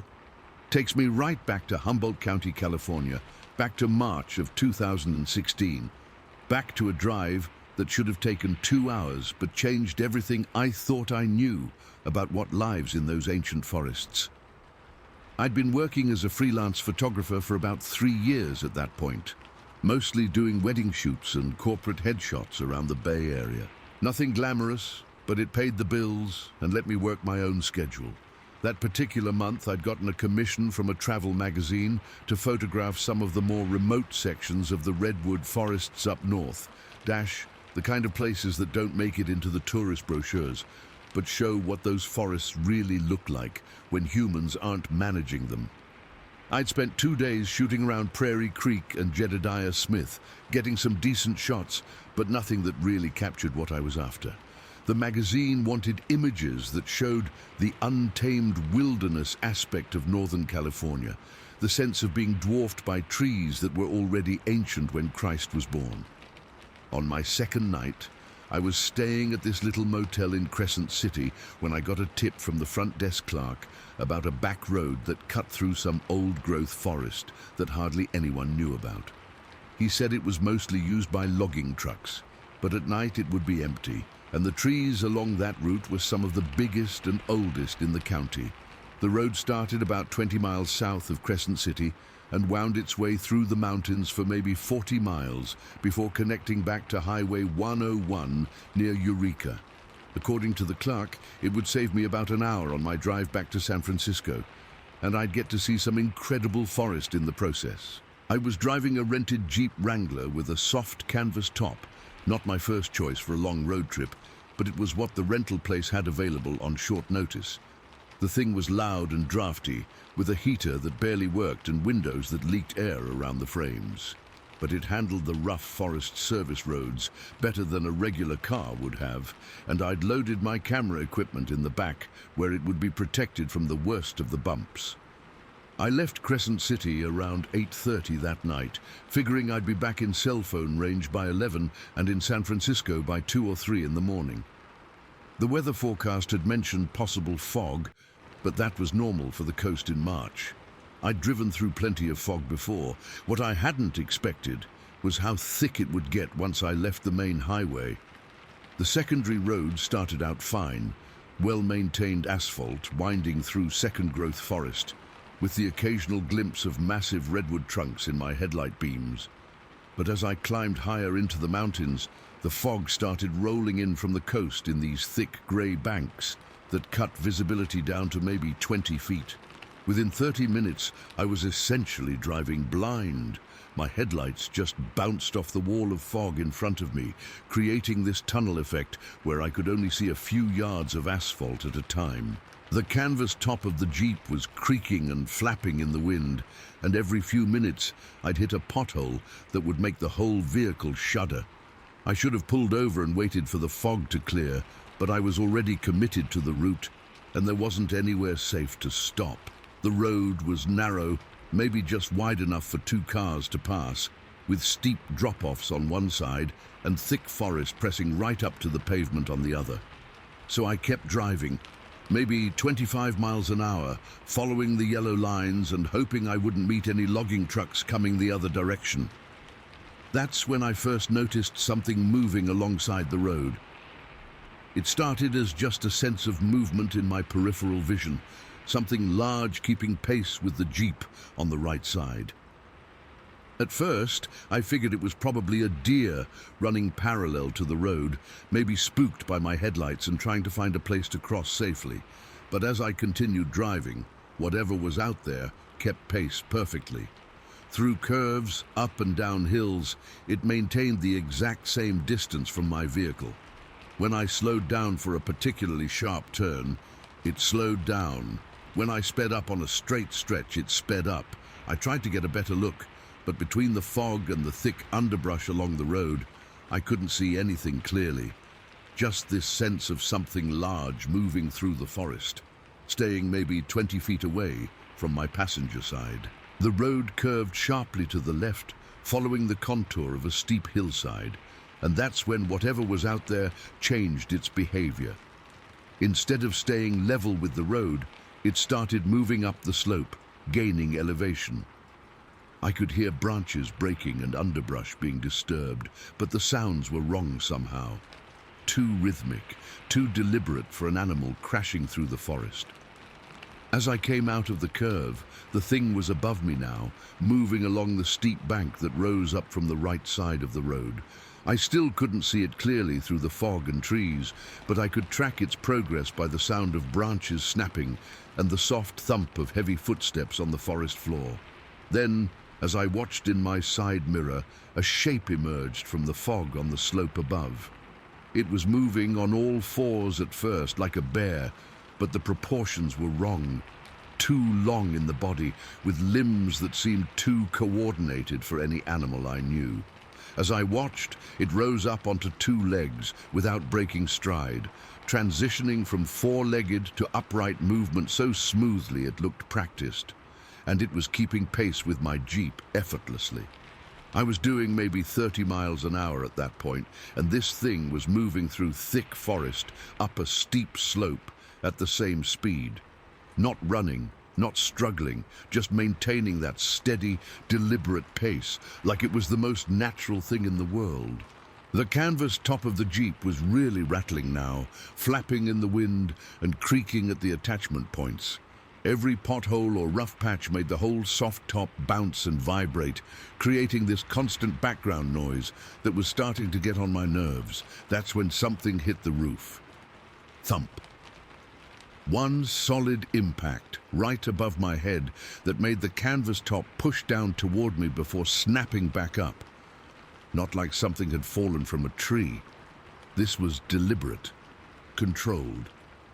Like someone had reached out and slapped the roof with an open palm. The sound was so unexpected and so loud that I jerked the steering wheel involuntarily, causing the Jeep to swerve toward the center line before I got it back under control. My heart was hammering, and I could taste that metallic flavor you get when adrenaline hits your system hard. But what really got my attention was what happened after the impact. A smell seeped into the Jeep's cabin. Musky, wild, like wet dog mixed with something earthier and more primal. It wasn't overwhelming, but it was definitely there, seeping through the gaps around the canvas top and the window frames. The smell of something large and alive that belonged in deep wilderness, not anywhere near human civilization. I rolled up my windows completely, but the smell persisted.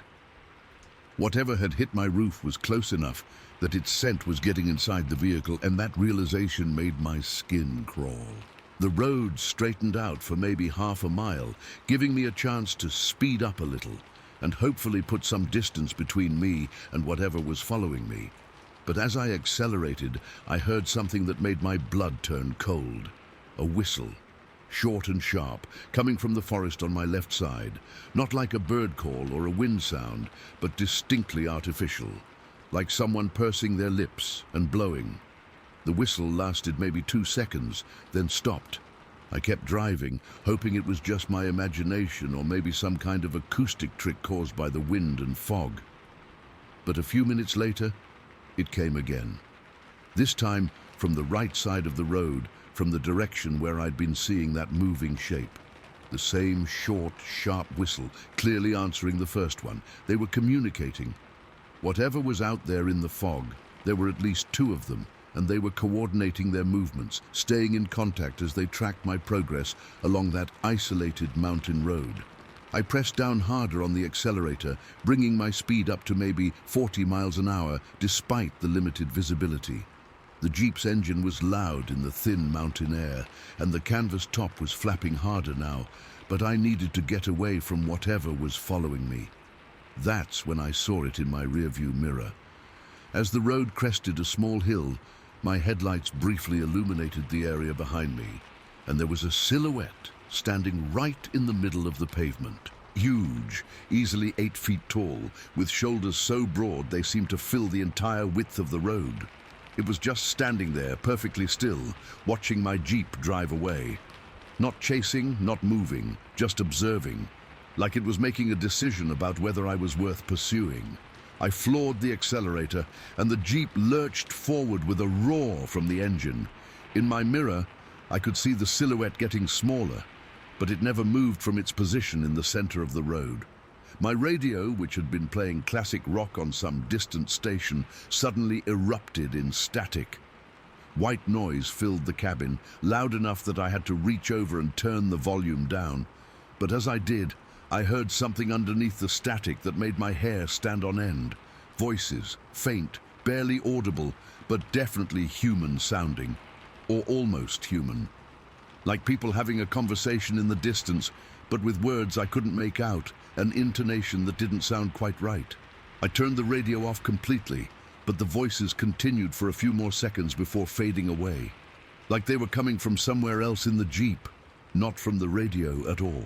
The fog was getting thicker and the road was getting rougher. I was hitting potholes every few hundred feet, jarring impacts that made my teeth rattle and threw my camera equipment around in the back. The canvas top was really taking a beating, snapping and popping with each bump. That's when I heard the murmuring. It was coming from right behind my seat, soft and low, like someone talking under their breath. I couldn't make out words, but there was definitely a rhythm to it, a cadence that suggested speech rather than just random noise. I reached back with my right hand, keeping my left on the steering wheel, and felt around the back seat area. Nothing there except my overnight bag and some camera gear. But the murmuring continued, seeming to come from the space right behind my head. The fog suddenly thinned for a moment, and my headlights swept across the forest as the road curved to the right. In that brief moment of visibility, I saw something standing among the trees that made my stomach drop. A face, broad and dark, with eyes that reflected my headlight beams like an animal's, but positioned too high up to belong to any normal creature. It was maybe 15 feet from the road, partially hidden behind a massive redwood trunk, but clearly watching my Jeep pass. The face was studying me with obvious intelligence, like it was taking inventory of everything it could see through my windshield. Not just curious, but analytical, like it was gathering information for some purpose I couldn't understand. I accelerated past the spot, and the fog closed in again, but I could feel those eyes following me until I was out of sight. The murmuring behind my seat had stopped, but now the radio was crackling back to life on its own. Not tuned to any station, just picking up random signals and fragments of distant conversations. Voices speaking in languages I didn't recognize, music that faded in and out, static bursts that sounded almost like Morse code. I tried turning the radio off again, but it kept coming back on by itself, cycling through frequencies like someone else was controlling it. The volume would fluctuate randomly, sometimes so quiet I could barely hear it, sometimes so loud it made me wince. The road started to descend, winding down toward what I hoped was the valley floor and the connection back to Highway 101. The fog was beginning to thin slightly, and I could occasionally see farther than 20 feet in front of me, but I could also see that I was still being followed. There were shapes moving through the trees on both sides of the road now, keeping pace with the Jeep, but staying back in the forest where the fog and darkness made them hard to see clearly. Sometimes I'd catch a glimpse of movement in my peripheral vision. Sometimes just the sound of branches breaking or underbrush being disturbed. They were coordinating their movements, staying in communication with those short whistles that came from different directions at irregular intervals, like a hunting pack working together to track prey. The canvas top of the Jeep was really showing wear now, flapping and straining against its mounting points. Every pothole or bump in the road made the whole soft top bounce and shake, and I was starting to worry it might tear loose completely. That's when something hit it again. Thump. This impact was harder than the first one, and it came from a different angle. Like whatever had struck the roof was moving, maybe running alongside the Jeep and reaching out to slap the canvas as it passed. The musky smell got stronger, seeping into the cabin more noticeably. And underneath it was something else. A sharper, more acrid odor that reminded me of wet metal or ozone. Like the smell you get right before a thunderstorm, but more intense. I was driving as fast as I dared on the winding mountain road, maybe 45 miles an hour, but the things following me seemed to have no trouble keeping up. If anything, they were getting bolder, coming closer to the road, making less effort to stay hidden. The radio was still cycling through stations on its own, and the voices coming through the static were getting clearer.